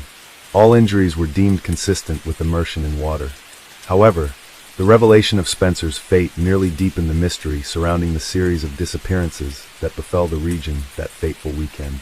2 other men met similar tragic ends, their bodies discovered submerged in the waters. Initially dismissed as unfortunate accidents, these incidents raised troubling questions. Amidst the uncertainty, one haunting detail lingered: the absence of Sophia McKenna. Vanished without a trace, her fate intertwined with Spencer's in a narrative fraught with unanswered queries. This enigmatic saga unfurled on the ominous night of May 27, 2018, in the quaint town of Groan, nestled within Connecticut's northeastern expanse. Revered for its storied history and tales of spectral apparitions, the lighthouse bore witness to a tragedy that transcended mortal understanding. Legend spoke of Ernie, the lighthouse's inaugural keeper, whose love lost drove him to a fatal plunge from its heights. It was to this hallowed ground that Spencer and Sophia ventured, their fates entwined with the mysteries that shrouded the ancient structure. Ever since the rumors began circulating about strange happenings at the lighthouse, both locals and tourists alike have recounted peculiar occurrences. Reports range from doors and windows mysteriously opening, to bedsheets slipping off beds without any logical explanation. Sailors have recounted tales of radios switching on autonomously, and ships inexplicably becoming unmoored from the shore. These stories have propelled the lighthouse into the spotlight, featuring prominently in numerous television programs dedicated to the paranormal. Despite the speculative nature of these claims, the allure of the lighthouse's enigmatic atmosphere continues to draw people in. Spencer and Sophia were no exception. They had harbored a long-standing desire to explore the mysteries of this iconic landmark. Setting out on the eve of Memorial Day, they embarked on an adventure that would soon take a troubling turn. On Saturday the 27th, Sophia's friend Austin attempted to reach her, only to be met with silence. Initially unconcerned, he assumed she was simply sleeping in. However, as hours passed without any response, worry crept in. Contacting Sophia's mother, Michelle, Austin discovered a string of missed calls from an unfamiliar number on Michelle's phone. Upon attempting to return the calls, they reached Spencer's voicemail instead, sparking further concern. With anxiety mounting, Michelle and Austin sprang into action, scouring the area for any sign of their missing loved ones. Austin called local hospitals, while Michelle wasted no time in filing a missing persons report with the authorities. Meanwhile, Spencer's family shared in their apprehension, noting his absence from a family gathering and his failure to respond to their attempts at communication. Their search led them to Spencer's apartment, but it yielded no clues. Spencer's mother recalled their conversation at 10 p.m., hinting at his intentions to meet Sophia, despite previous plans. As the pieces of the puzzle slowly fell into place, the mystery surrounding their disappearance deepened, leaving both families grasping for answers in the darkness.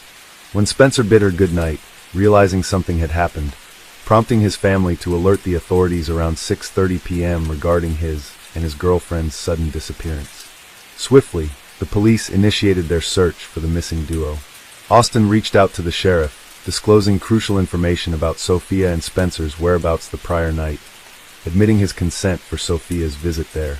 He elaborated on discovering a Snapchat video posted by Sophia, capturing moments aboard a boat en route to the lighthouse.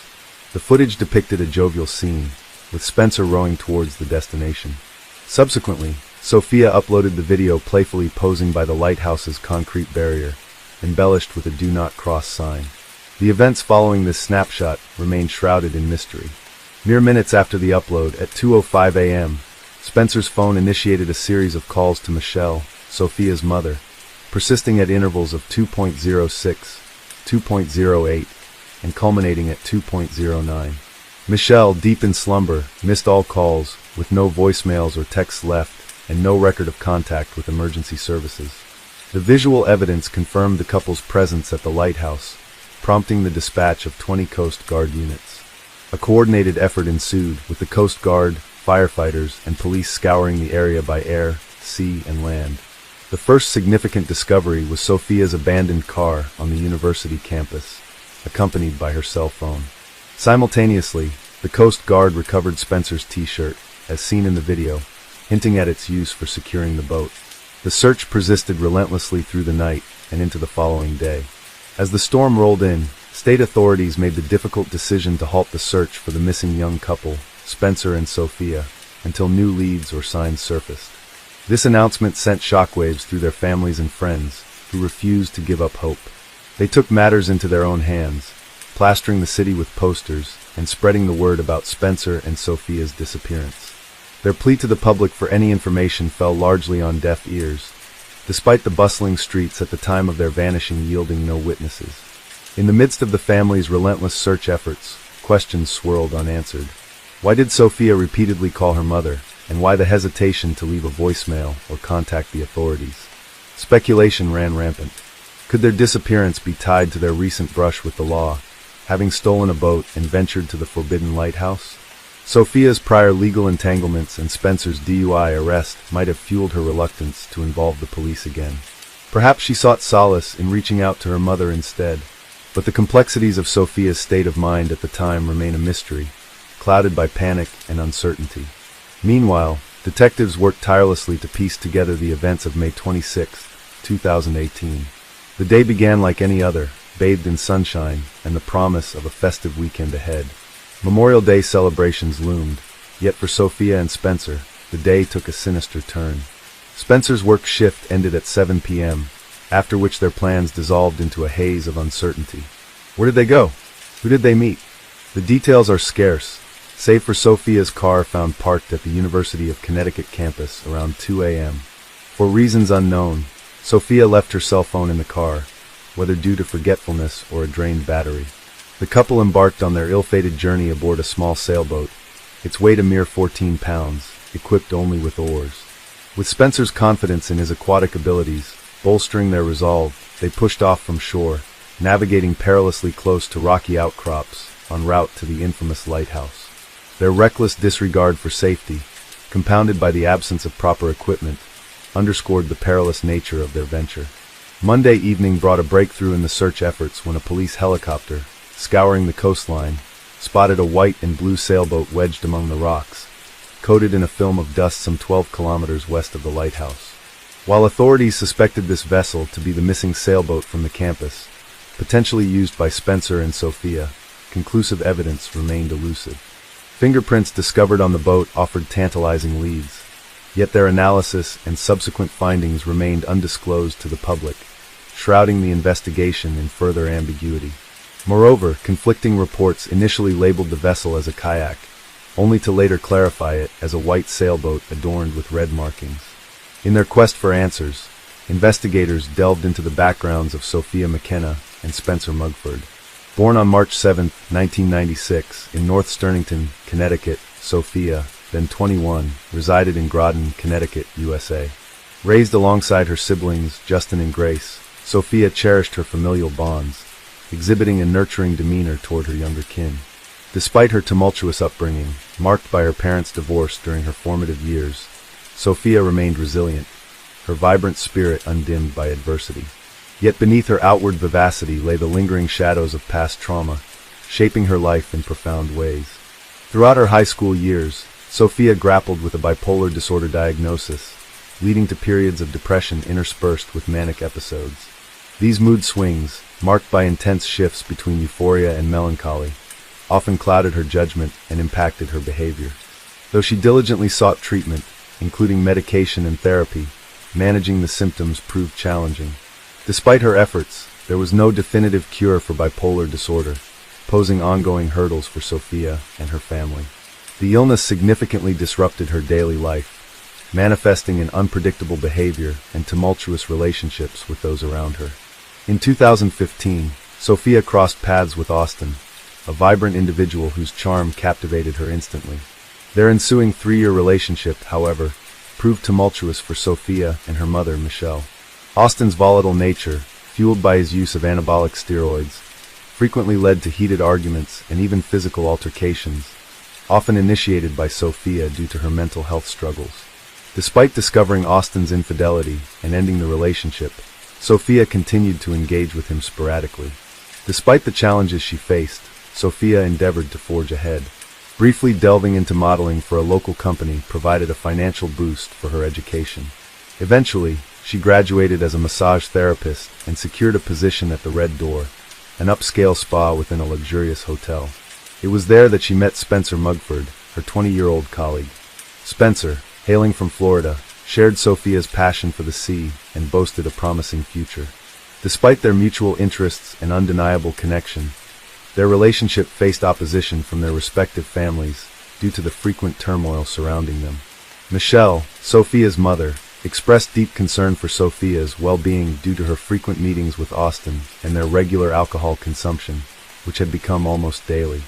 Despite Sophia and Spencer deciding to remain friends after their relationship ended, the exact reason remains unclear, though Sophia may have rekindled things with Austin. Despite this, Sophia and Spencer continued spending a lot of time together, both at work and outside, including their last day together. After fishermen discovered Spencer's body following days of searching, his family published an obituary in local media. Sophia's family did the same but continued searching, holding on to hope. They tried to recall the events leading to the disappearance, but no new information emerged. Uncertainty surrounded any additional calls from Spencer's phone beyond those to Michelle's number, as his phone was never recovered and the police didn't release cell operator records. Cameras at the lighthouse and campus were reportedly out of order, providing no video recordings of the events. It was also revealed that the lighthouse wasn't checked despite the couple's disappearance. In July 2018, Sophia McKenna's close relatives established a Facebook page titled Searching for Sophia McKenna to maintain public awareness of the case. The page facilitated the sharing of information, brochures, and pleas for any relevant details from the public. A peculiar incident occurred weeks after the disappearance, when Michelle received a money request from Sophia's social media account. Given that the police had Sophia's phone, this message raised suspicions of potential hacking. The inquiry into Spencer's demise and Sophia's vanishing reached a standstill. Official findings from the authorities remained inconclusive. Unofficially, various theories regarding the event circulated. Among them, one implicated Austin, Sophia's former beau, suggesting his potential involvement in the disappearance of the young pair. Speculation arose that Austin might have assaulted Sophia with assistance from his companions in disposing of Spencer. Their turbulent relationship, marked by frequent arguments and physical altercations, became a topic of public discourse. Michelle, Sophia's mother, bore witness to several of their conflicts. A month preceding the disappearance, significant turmoil erupted when Sophia uncovered Austin's infidelity on May 8, 2018, prompting the termination of their relationship. In what could have been an act of retribution or a fresh start, Sophia embarked on a relationship with another individual, bringing him to her residence.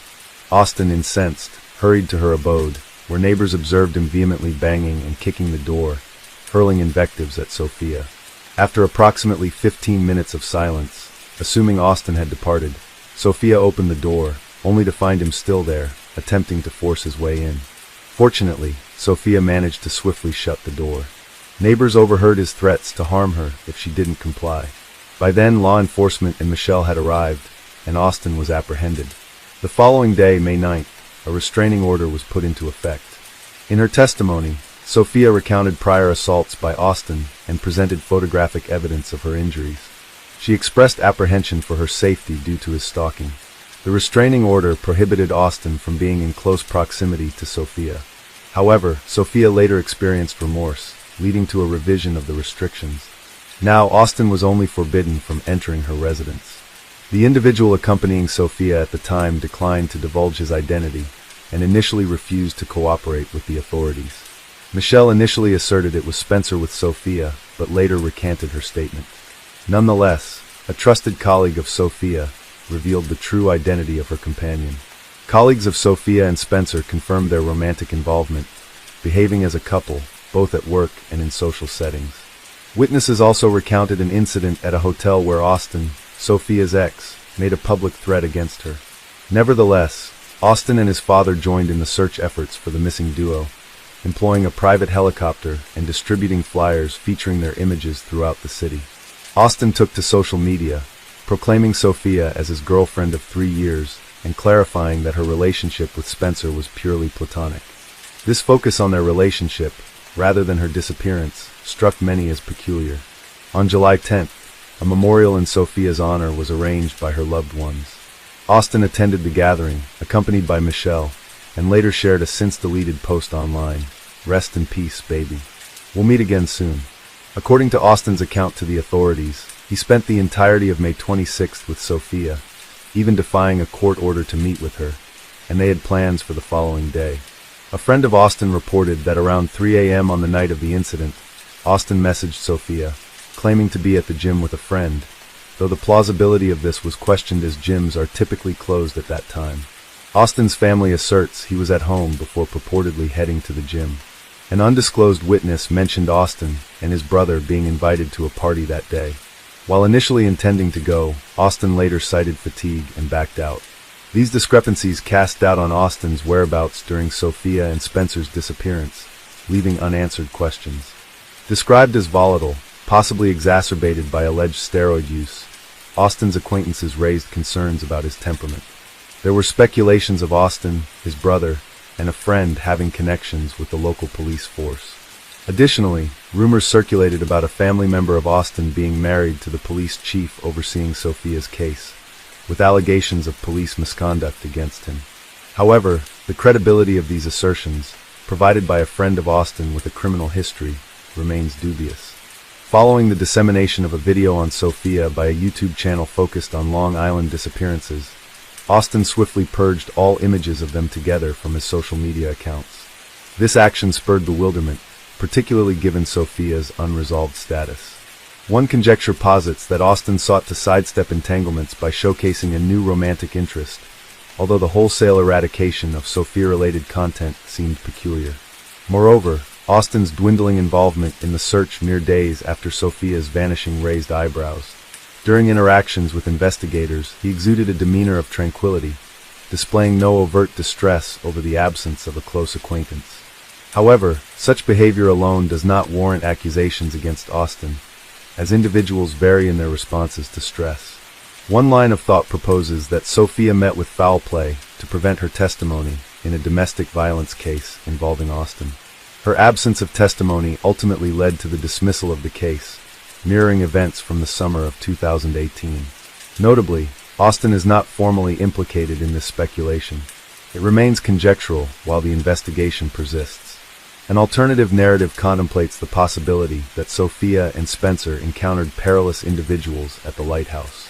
Despite the bustling holiday crowd, witnesses either failed to recall their presence or deemed the information insignificant, resulting in no police reports. Sophia's mother speculated about abduction or human trafficking, though no evidence or ransom demands substantiate these notions.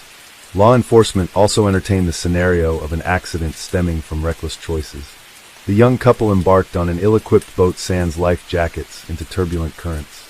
Upon reaching the lighthouse, they secured the boat with Spencer's t-shirt, documented their visit, only to realize the boat had drifted away, banking on Spencer's swimming proficiency.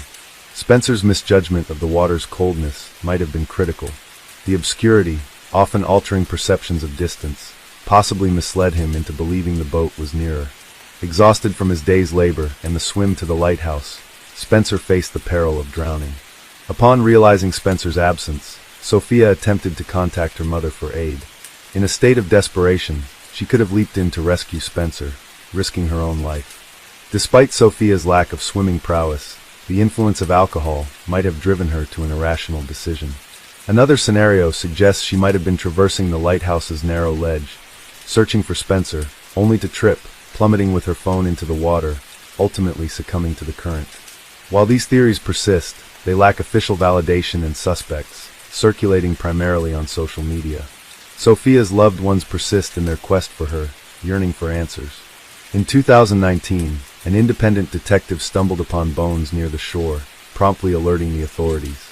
Regrettably, the bones were dismissed as animal remains upon police inspection, foregoing forensic analysis due to cost constraints. Many facets of the case raise suspicions, warranting a thorough inquiry. The unresolved disappearance of Sophia, a cherished member of a grieving family, demands relentless search efforts. Though bodies of other missing persons have been found in these waters, Sophia's remains elusive. No fresh leads have emerged, leaving the enigma of that fateful night at the lighthouse unresolved.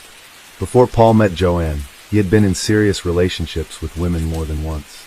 For example, in 1993, during his university years, he was with Carrie Thompson. Although he didn't stay with her for long, this relationship revealed his violent tendencies. Carrie told the police about how Paul could switch during an argument and become aggressive, beating the walls and holding Carrie by force. This was just the beginning.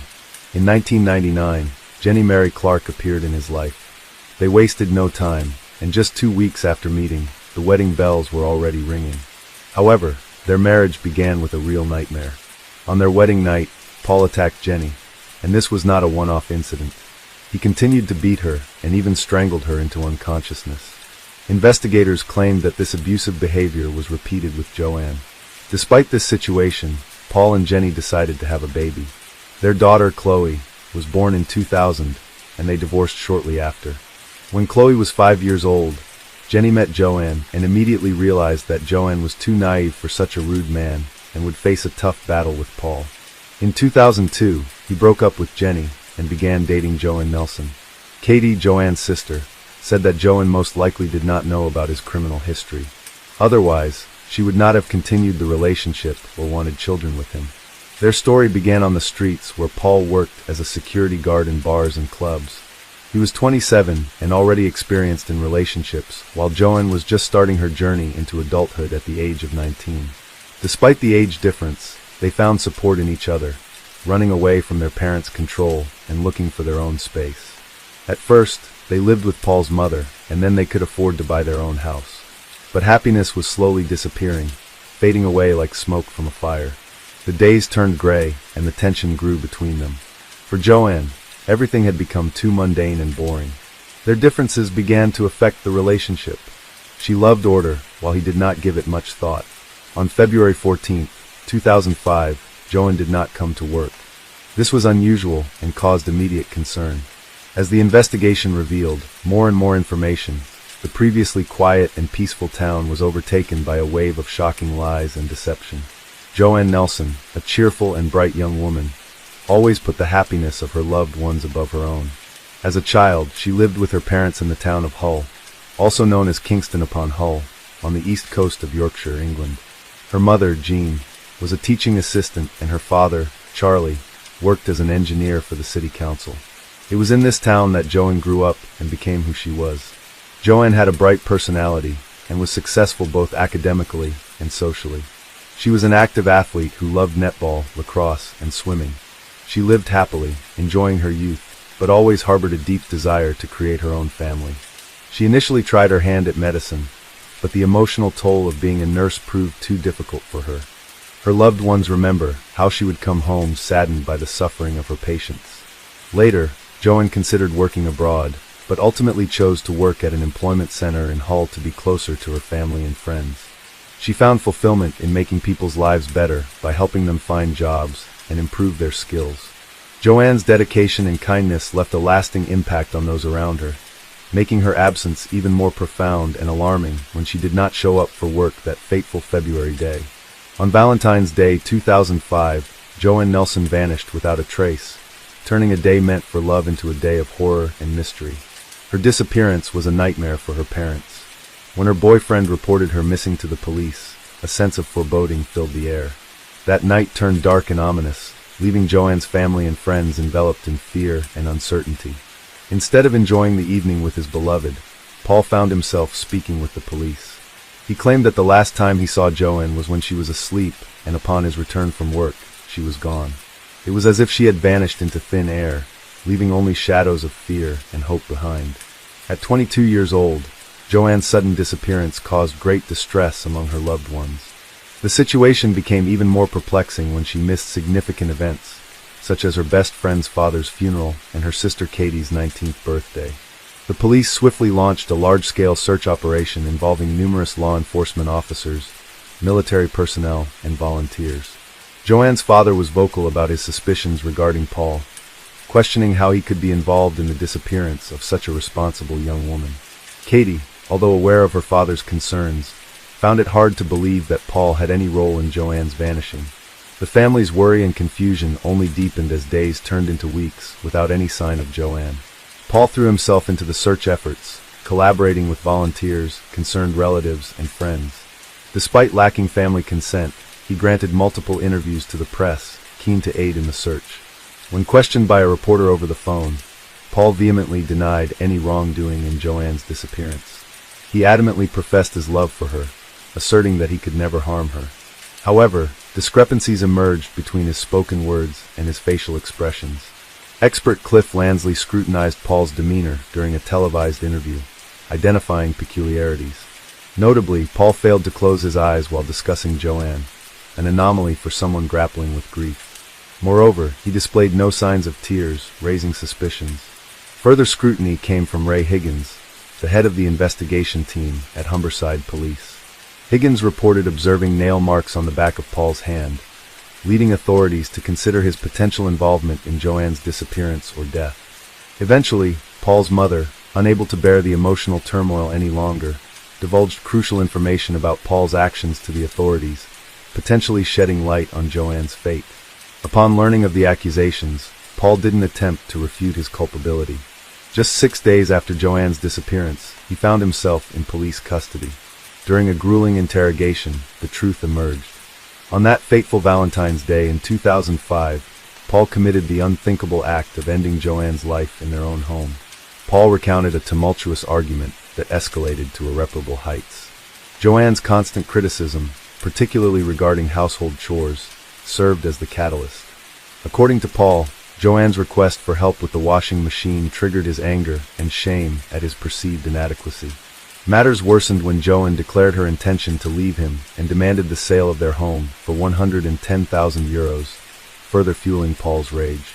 In a fit of fury, Paul confessed to the police, admitting to strangling Joanne with his bare hands. Subsequently, he displayed chilling composure as he meticulously orchestrated the aftermath, intending to conceal his heinous deed. He craftily devised a plan, seeking to fabricate Joanne's sudden disappearance. With calculated precision, Paul proceeded to carry out his scheme. He engaged in casual interactions with neighbors and discussed banal topics, like acquiring a pet, all while concealing the darkness within him. Surveillance footage captured his unnervingly composed demeanor as he purchased supplies, a testament to his disturbingly calm facade. Armed with garbage bags, rubber gloves, and disinfectant spray, Paul executed his plan methodically. He bound Joanne's limbs, encased her in bags, and sealed them with duct tape. Then, without hesitation, he transported her lifeless body to her vehicle, his audacity matched only by the magnitude of his crime. The audacious act unfolded in broad daylight, revealing Paul's cunning and deceitful nature. With chilling composure, he concealed his heinous deed from unsuspecting onlookers, demonstrating his ability to manipulate those around him effortlessly. After concealing Joanne's lifeless body in her own vehicle, Paul embarked on a calculated journey. Driving approximately 75 miles to the remote Bradbury woodland near Winteringham in North Yorkshire, Paul carefully orchestrated each step. With meticulous precision, he carried Joanne's body through the dense forest, seeking a secluded burial site among the towering pines.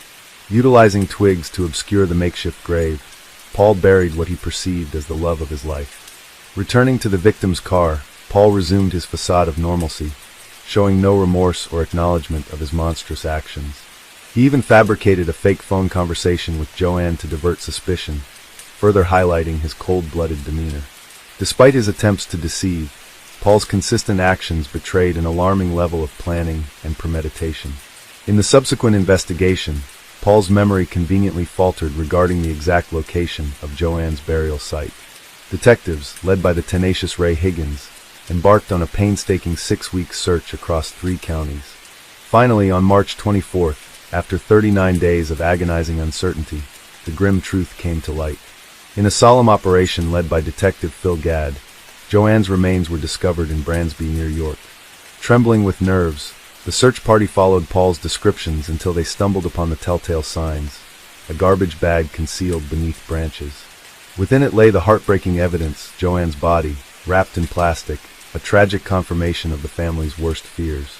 March 24th marked the end of a harrowing ordeal for Joanne's family, bringing closure to their anguished search while cementing the grim reality they had dreaded all along. Paul's facade of strength hid a dark history of sexual violence against women. A chilling truth kept hidden from Joanne's family and the public until the trial. During his time working as a security guard at the club, he ominously referred to himself as a psychopath, sending shivers down the spines of those who knew him. Witnesses familiar with Paul from the gym recounted instances where he instigated fights in clubs and bars, painting a disturbing picture of his character. As the trial unfolded, more unsettling details emerged. It was revealed that Paul had been experimenting with steroids in a misguided attempt to sculpt his physique into that of a bodybuilder. His friends disclosed that he had battled alcoholism in the past, and his violent outbursts were likely exacerbated by his steroid use. Paul's educational background provided little insight into the darkness lurking beneath his seemingly ordinary facade. He attended Sydney Smith School before enrolling at Howe College, where he successfully completed a program in constructional engineering. Despite his academic achievements, Paul's journey took a sinister turn when he pursued a degree in horticulture at Bishop Burton College, completing it at the tender age of 17. These revelations painted a chilling portrait of a man whose outward appearance belied the deep-seated demons lurking within. Paul's transformation from a seemingly ordinary student to a perpetrator of unspeakable violence left Joanne's family and the community reeling, grappling with the horrifying reality of the darkness that dwelled within him. Paul's journey through life took him from Saudi Arabia to Somerton Road, where he worked diligently in various industries alongside his father, Peter Dyson. Together, they navigated the maintenance industry, honed their gardening skills, and delved into the intricacies of machining. Paul's employment history painted a picture of a young man eager to carve out his path in the world of work. However, behind the veneer of normalcy lurked a disturbing truth. At the tender age of 15, Paul's life took a dark turn when he crossed paths with Colin Allen, a martial arts expert with whom he formed an unlikely bond. It was to Colin that Paul confessed to a heinous crime, a confession that ultimately led to his arrest. Paul's acquaintances shed light on his complex character. While some saw him as charming and attractive to women, others witnessed a more troubling side to his personality. He often leveraged his position as a security guard to forge connections with women from higher social echelons, revealing a distorted perception of himself and his interactions. Colleagues and relatives offered contrasting portraits of Paul, depicting him as both outspoken and boastful about his athletic prowess, yet also capable of making disturbing statements. Shockingly, Paul's family recounted instances where he proudly boasted about his father's involvement in the deaths of 2 individuals. This seemingly incredulous claim, however, proved to be rooted in reality. Paul's father, Peter Dyson, had indeed served time in prison for the manslaughter of 22-year-old John Dickinson, a man with whom his wife had been unfaithful. The tragic events of 1967 cast a shadow over Paul's upbringing, exposing him to the grim realities of life and death at a young age. Through Paul's tumultuous journey, a complex and unsettling portrait emerged, revealing the interplay between family history, personal choices, and the darkest depths of human nature. In 1974, a mere 2 days after Paul entered the world, tragedy struck with haunting consequences. Peter Dyson, his father, found himself entangled in a fatal accident. Behind the wheel, he collided with 47-year-old Gordon Kell, who was returning home after jubilantly celebrating a silver wedding anniversary. In a chilling turn of events, Peter fled the scene, leaving Gordon to perish on the roadside. Despite the gravity of the situation, Paul idolized his father, viewing him through a lens of admiration and heroism. The untimely demise of Peter in 2000, succumbing to a heart attack in the midst of their life in Saudi Arabia, left an indelible mark on Paul's psyche. It cast a shadow over his existence, shaping the trajectory of his fate in ways both profound and ominous. As the trial unfolded on November 7, 2005, a hushed courtroom bore witness to a startling revelation. Paul, in a dramatic turn of events, stunned onlookers by entering a guilty plea. Joanne's family, bracing themselves for a protracted and grueling legal battle, found themselves thrust into a realm of disbelief and uncertainty. In a moment of collective astonishment, they whispered affirmations as Paul's admission reverberated through the chamber. Throughout the proceedings, Paul maintained a stoic demeanor, his gaze fixed straight ahead or cast downward, deliberately avoiding the piercing stares of Joanne's grieving loved ones and the scrutiny of law enforcement. Not a flicker of emotion crossed his impassive countenance, not even during the formal announcement of the charges against him. His lawyer, Harry Barl, stood before the court, acknowledging the gravity of the situation. With unwavering resolve, he conceded that there could be no excuse for the heinous act perpetrated by his client. In the wake of Paul's shocking confession, a pall of solemnity descended upon the courtroom, marking the beginning of a harrowing journey toward justice and closure. On Tuesday, November 8th, nearly 10 months after the tragic murder, Paul received his sentence. Life imprisonment with a minimum term of 16 years. Remarkably, just 14 years later, in November 2019, at the age of 45, Paul found himself transferred to an open prison and recommended for day release. The parole board cited Paul's active engagement in self-awareness programs and successful completion of an intensive interpersonal relationship improvement program. Recalling the day of Joanne's disappearance, Katie was struck by Paul's behavior. She now regrets offering him comfort when he appeared at her doorstep. Later, when Paul wandered off, Katie, consumed by worry, searched for him. Finding him at the bus stop, she squeezed his hands in an attempt to provide support as he sat there, overcome with emotion. She even embraced him, hoping to offer solace. Reflecting on the moment, Katie admitted she hadn't initially noticed the scratches on his arm. But upon later reflection, she couldn't forgive herself for missing them. The easing of Paul's detention conditions and the prospect of day release stirred deep emotional turmoil within Joanne's family. Katie, speaking to the media, expressed their sense of loss and confusion in the face of this news. Paul's impending release dredged up painful memories of Joanne's untimely death, leaving the family grappling with a sense of injustice. Despite their belief that Paul didn't deserve such leniency for his heinous actions, on October 1st, 1993, 12-year-old Polly Kloss-Petaluma invited two friends for a sleepover. The evening proceeded smoothly until Polly's mother, Eva, was abruptly awoken by intense screaming. She soon discovered that her daughter had been kidnapped by an unknown assailant. Hannah Kloss was born on January 3rd, 1981, in Fairfax, California. Her family comprised her father, Mark, her mother, Eva, and her younger sister, Annie. When she was very young, her parents separated. Following the separation, Polly and her sister went to live with their mother in Petaluma. Mark subsequently entered a new relationship, and Polly developed a positive relationship with his partner. This arrangement created a harmonious family dynamic where Polly spent time with both parents without any issues. Polly is often described as a quiet and innocent child. Although she had friends, she was generally shy. However, she found confidence in theater. Polly participated actively in school plays and various musicals organized by her community. Frequently cast in lead roles, her primary aspiration was to become a successful actress in musical theater. Furthermore, Polly had a fondness for sleepovers. She enjoyed having friends over and visiting friends' homes for such gatherings, a regular activity within her social circle. On October 1st of that year, when she asked Eva if two friends, Jillian and Kate, could come over for a sleepover, her mother readily agreed.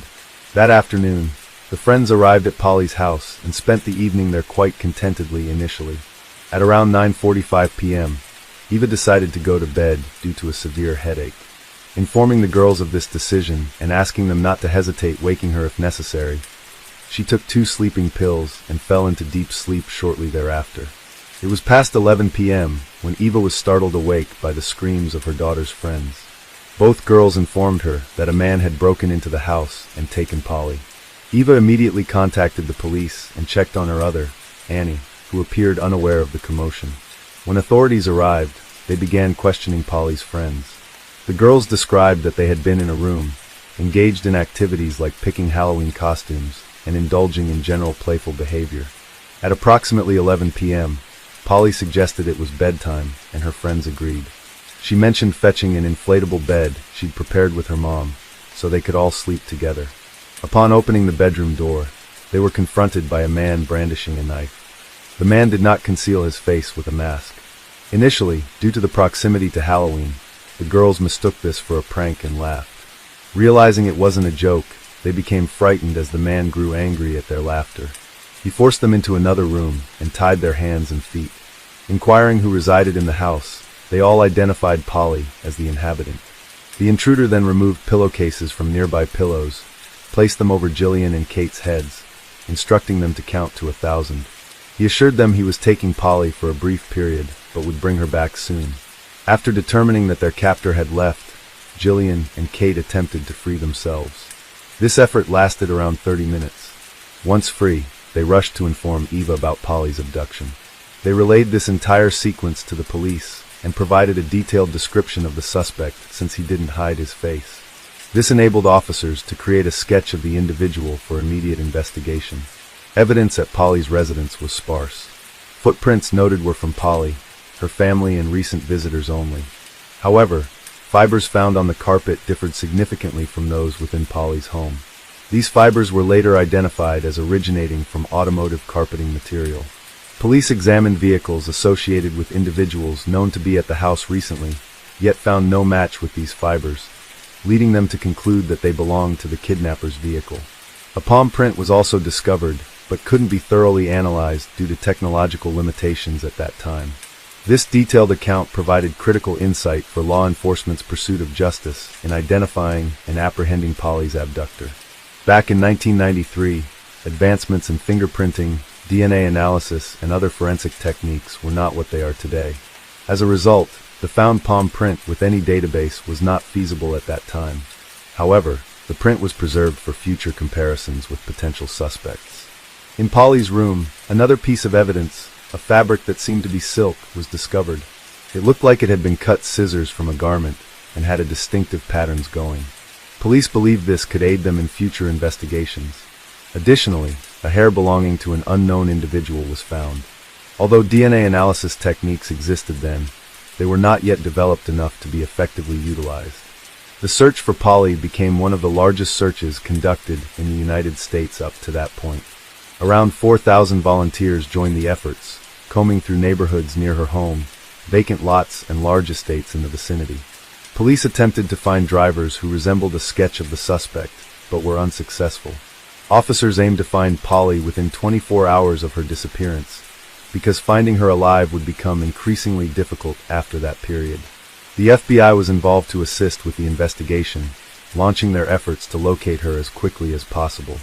Despite their best efforts, days went by, and hope of finding Polly alive started to wane. Police questioned neighbors about any unusual activity on the night Polly was abducted. Several neighbors reported seeing an odd man wandering around the area, but they did not suspect he would kidnap someone from a neighbor's house, and thus did not alert emergency services. When police shared a sketch, based on descriptions from Polly's friends with these neighbors, they all confirmed having seen the man.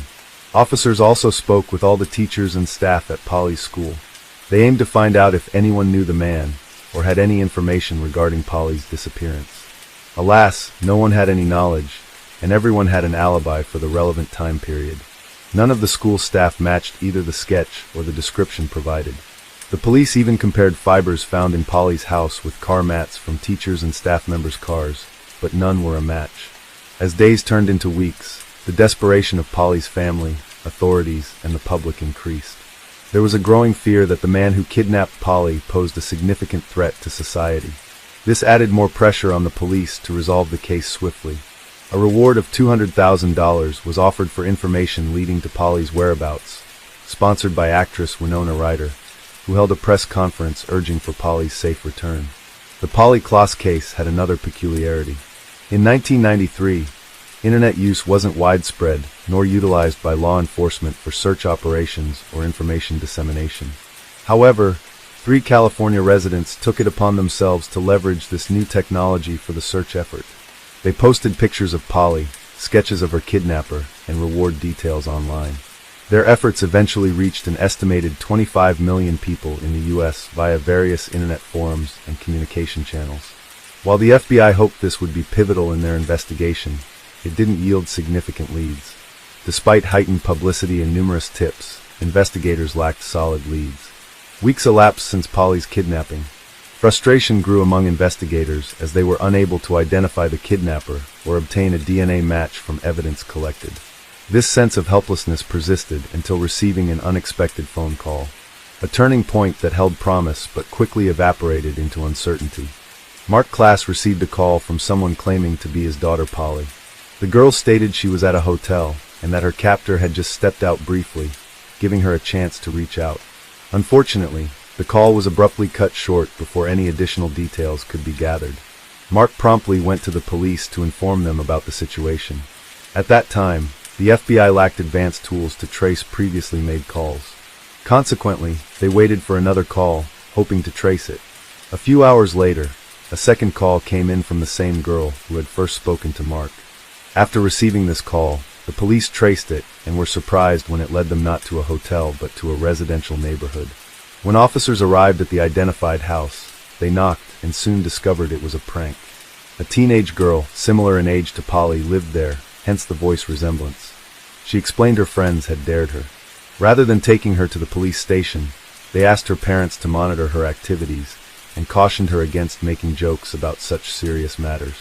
On November 28, 1993, nearly 2 months after Polly's disappearance, a woman called the police reporting 3 suspicious objects on a large piece of land she owned. The police and FBI who arrived on site found critical items related to the investigation. A piece of silk matching one from Polly's room, ballet ties missing since that night, as mentioned by Eva, and duct tape. This discovery led police to speculate that Polly might be in the vicinity. Further investigation revealed new information. On the day of Polly's disappearance, this same woman had reported strangers frequently trespassing on her extensive wooded property with only a small house and no perimeter fence. The lack of barriers and signage meant many inadvertently wandered onto her land without realizing it was private property. The woman had numerous intruders, but one incident in particular stood out. On the night Polly was abducted, a man approached her house in his automobile. His car became stuck in the mud. The nanny, who was caring for the woman's son, first saw the man, but refrained from confronting him due to fear. The homeowner also chose not to approach him, noting an angry expression in his eyes. They then contacted the police. When the officers arrived, they questioned the man about his presence on the property. He stated he was unaware it was private property and expressed willingness to leave quickly, but requested assistance freeing his car from the mud. The officers observed that the man appeared very nervous and scared. He was sweating and seemed possibly drugged. At that time, they lacked the means to conduct a drug test, and since he wasn't being overtly aggressive, they had no grounds for arrest. Consequently, they aided him in extricating his car from the mud, and he eventually drove away. This individual's name was Richard Allen Davis. Richard Allen Davis was born in 1954 in San Francisco, California. His childhood was fraught with violence inflicted by his parents. When Richard was 12 years old, his parents separated. His mother completely disowned him and left him with his father. Richard's father proved to be highly irresponsible, often leaving him alone for extended periods. Sometimes Richard stayed with neighbors or relatives when alone at home became untenable. By his teenage years, Richard started engaging in criminal activities, stealing things, and getting into street fights frequently led to reform school stints. At 17 years old came a significant turning point in Richard's life. He committed a violent robbery that nearly resulted in severe injury to his victim. Faced with 2 options by the court, reform school or joining the U.S. Army, Richard opted for military service but lasted less than 2 years before receiving a dishonorable discharge due to continued misconduct and poor behavior. As Richard matured, he continued to encounter problems, and his criminal record grew significantly longer. Around the age of 20, he received a 15 sentence for robbery and kidnapping. Despite this, he served only 1 year of the sentence due to parole for good behavior. At that period, Richard was also troubled by another accusation. Many friends believed that he had been involved in the disappearance, a 19-year-old girl named Marlene.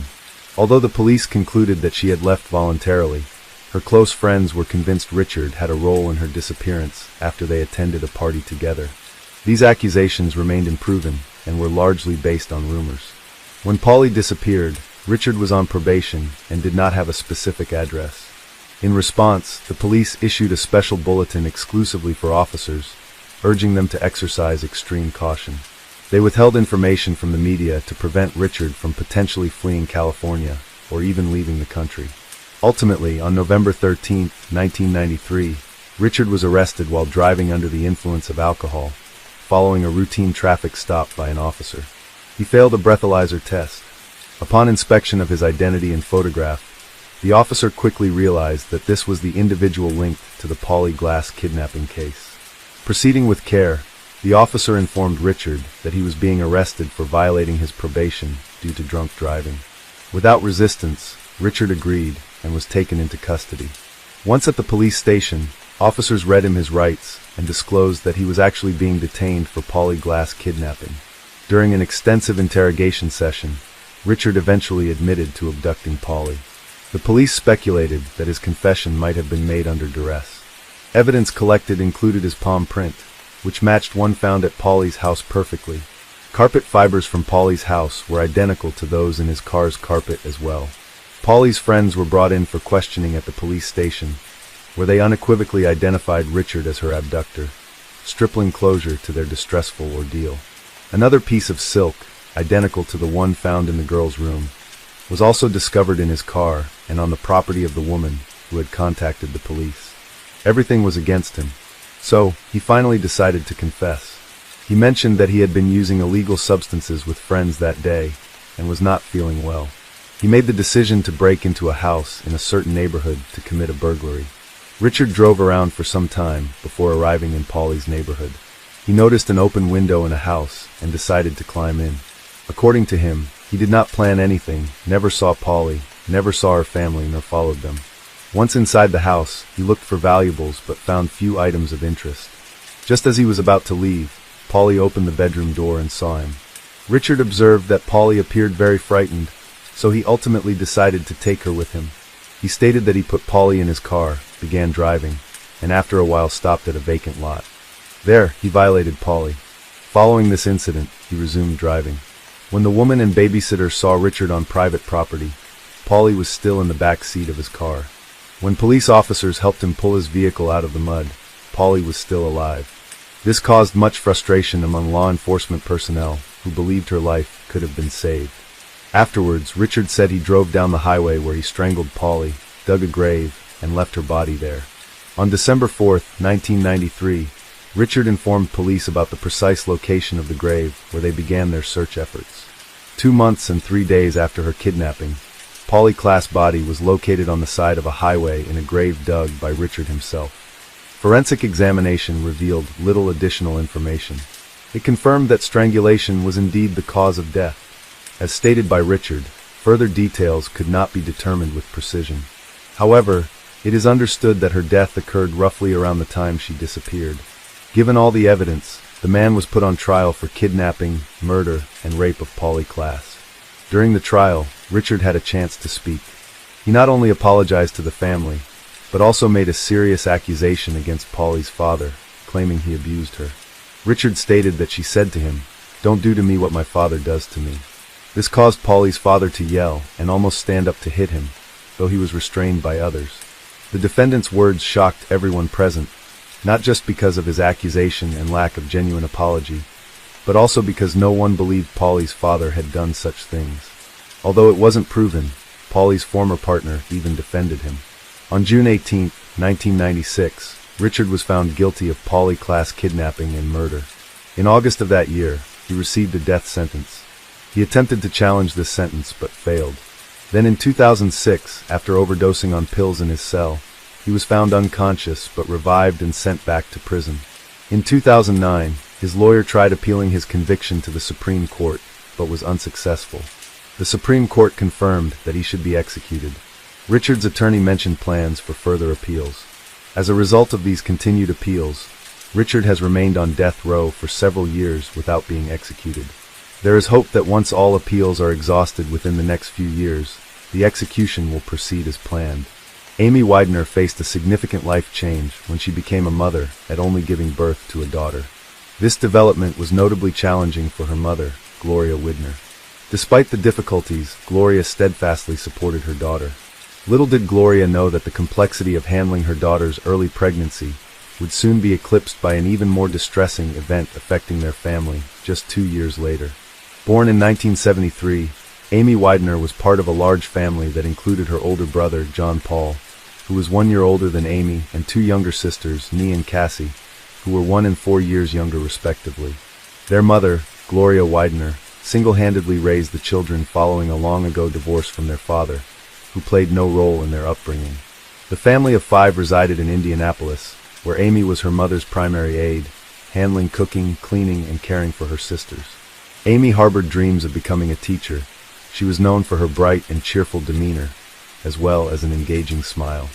However, at age 14, Amy's life took an unexpected turn when she became pregnant. Initially hesitant to share the news with her mother, she concealed her growing belly under loose clothing for over 5 months. Eventually, the pregnancy became difficult to hide any longer. After nearly 6 months, Amy found the courage to approach her mother. Breaking down in tears, she revealed her situation. "Mom, I don't want you to hate me," she tearfully confided.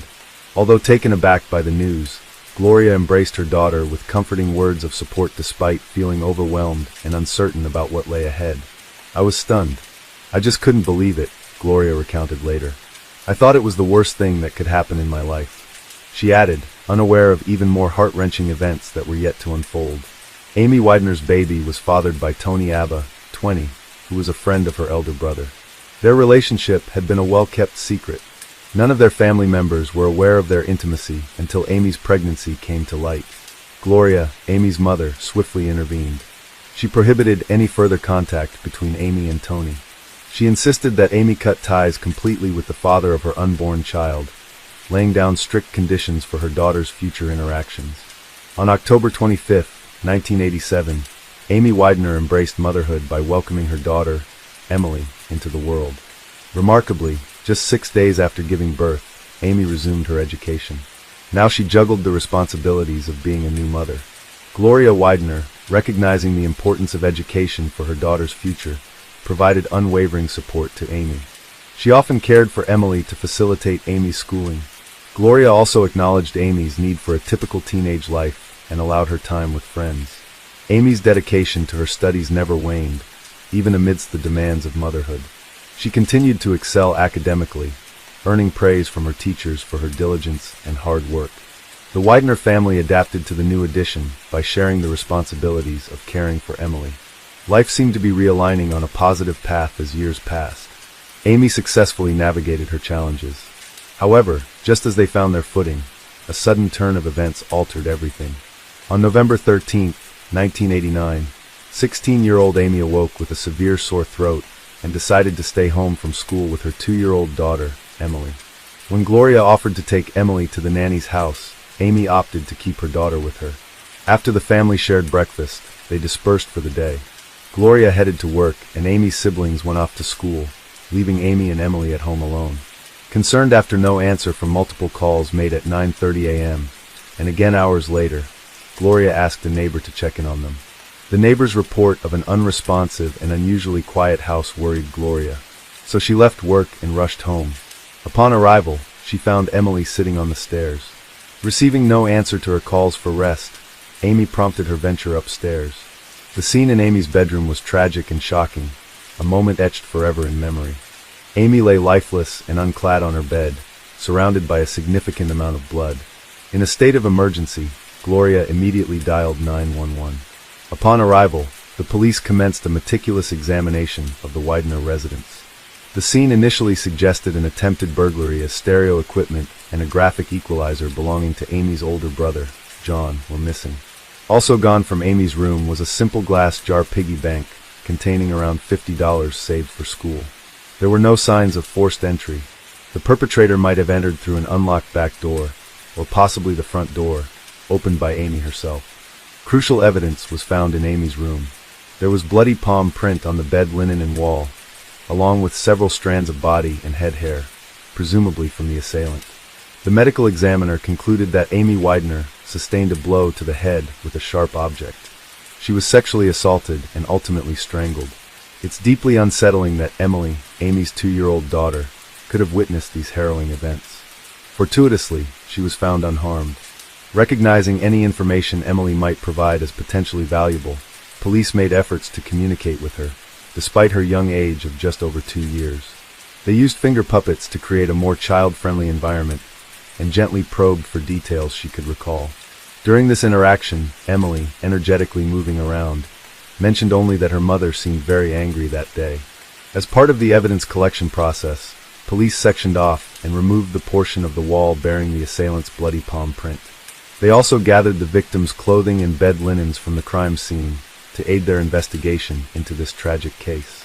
In their pursuit for answers regarding Amy Widener's case, detectives initiated inquiries among her family, friends, and nearby residents. John Paul, Amy's 17-year-old brother, mentioned how the investigators initially suspected him during the interrogation. However, he had a reliable alibi and no evidence linked him to the incident. Tony Abir, Amy's former boyfriend and Emily's father, was also interrogated. He expressed deep affection for Amy and denied any harmful intentions towards her. Tony had a solid alibi for the day of the crime. The police's attention was also drawn to Troy Jackson, who lived next to the Wideners. He knew about the stereo system stolen on the day of the murder. Despite his denial of involvement and the absence of any bruises or scratches on his hands, Troy provided hair samples that did not match those found at the crime scene. After passing a polygraph test, suspicions against him were dropped. Besides these three, the police interviewed other acquaintances, neighbors, and classmates of Amy. Fingerprints and hair samples were taken from all of them, but none fell under suspicion. Amy Widener's funeral was held shortly afterward, drawing a considerable crowd who wished to pay their respects. Her death was deeply felt within the community. Detectives attended the funeral too, carefully observing the attendees as part of their ongoing investigation. A particularly poignant memory was a cherished photograph of Amy, where she wore her favorite white turtleneck vest with a floral design. It was in this beloved attire that Amy, a young girl whose life was tragically cut short, was laid to rest.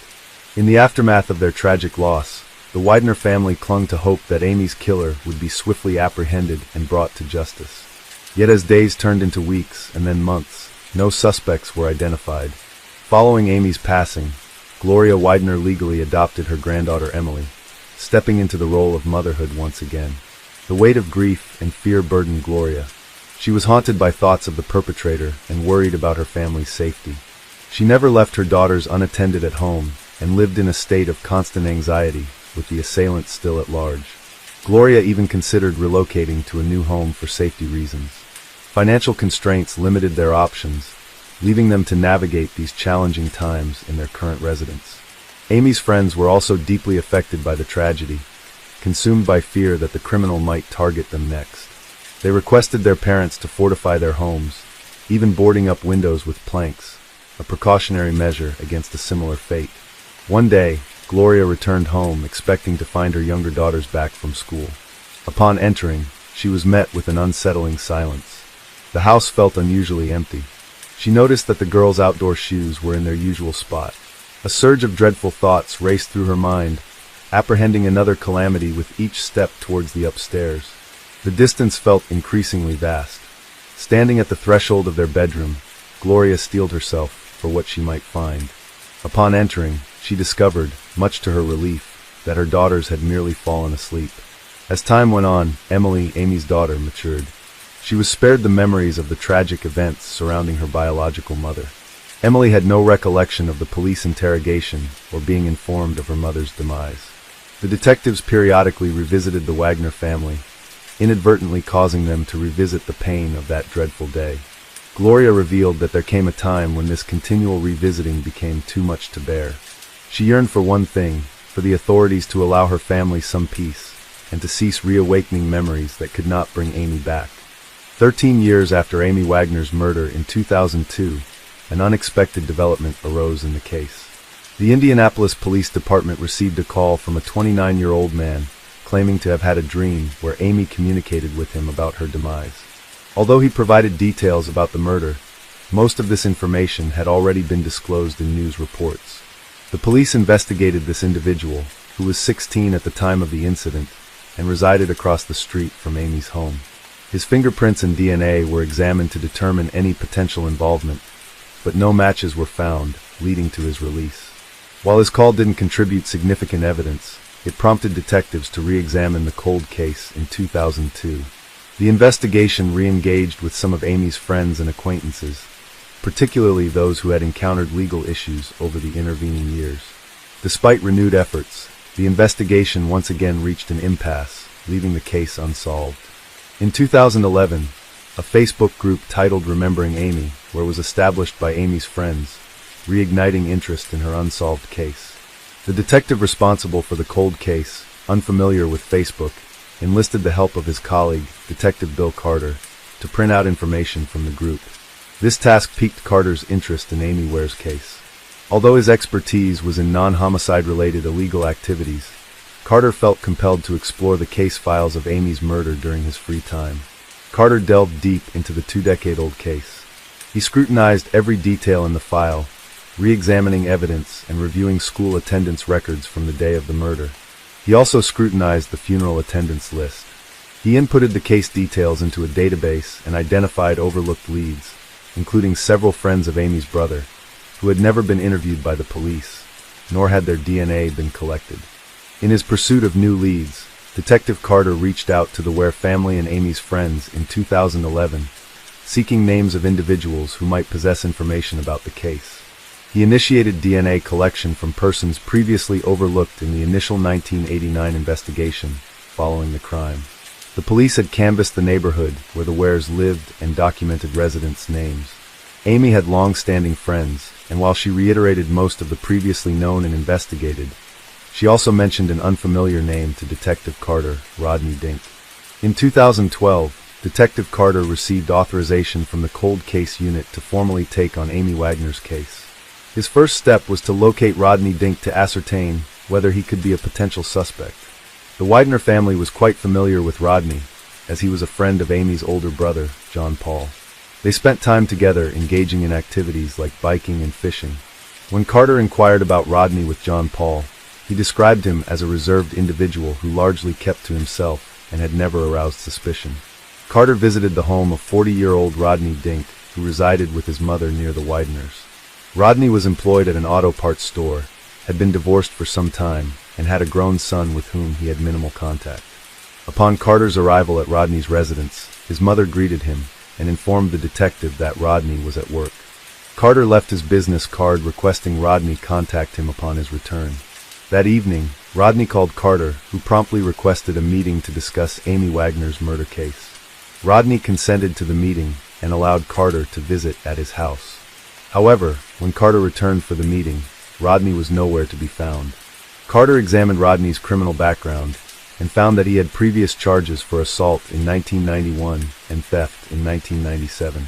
With Rodney's fingerprints already in the database, they were compared with the palm print found at the Wagner residence. This test aimed to either connect or exonerate Rodney from the crime. When the results came back, they confirmed a match between Rodney's prints and the bloody palm print at the crime scene. After 23 years, a suspect was finally identified. However, Rodney had vanished from his home, prompting an intensive search by the police. The breakthrough came when Rodney's credit card activity revealed a rented car with an OnStar tracking system. The detectives located the car in Indianapolis where Rodney was hiding. Rodney, while at a friend's house, was confronted by the police. Brandishing a knife and declaring his innocence, he ultimately injured himself during the encounter. He attempted to attack the officers but was subdued with a taser, handcuffed, and then taken to the hospital.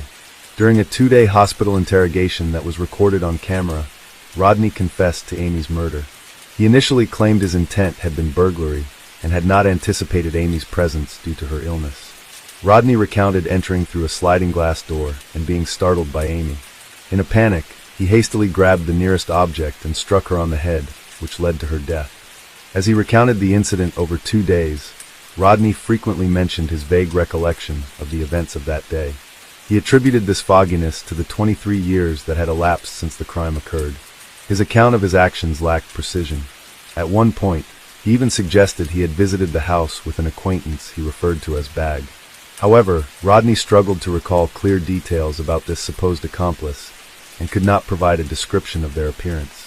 According to Rodney, Bag had initially kept watch outside before joining him inside, where they both confronted Amy. When questioned about Emily's presence during the incident, Rodney claimed he did not see her nor was aware of her cries in the house, oblivious to the fact that she had been nearby throughout the ordeal.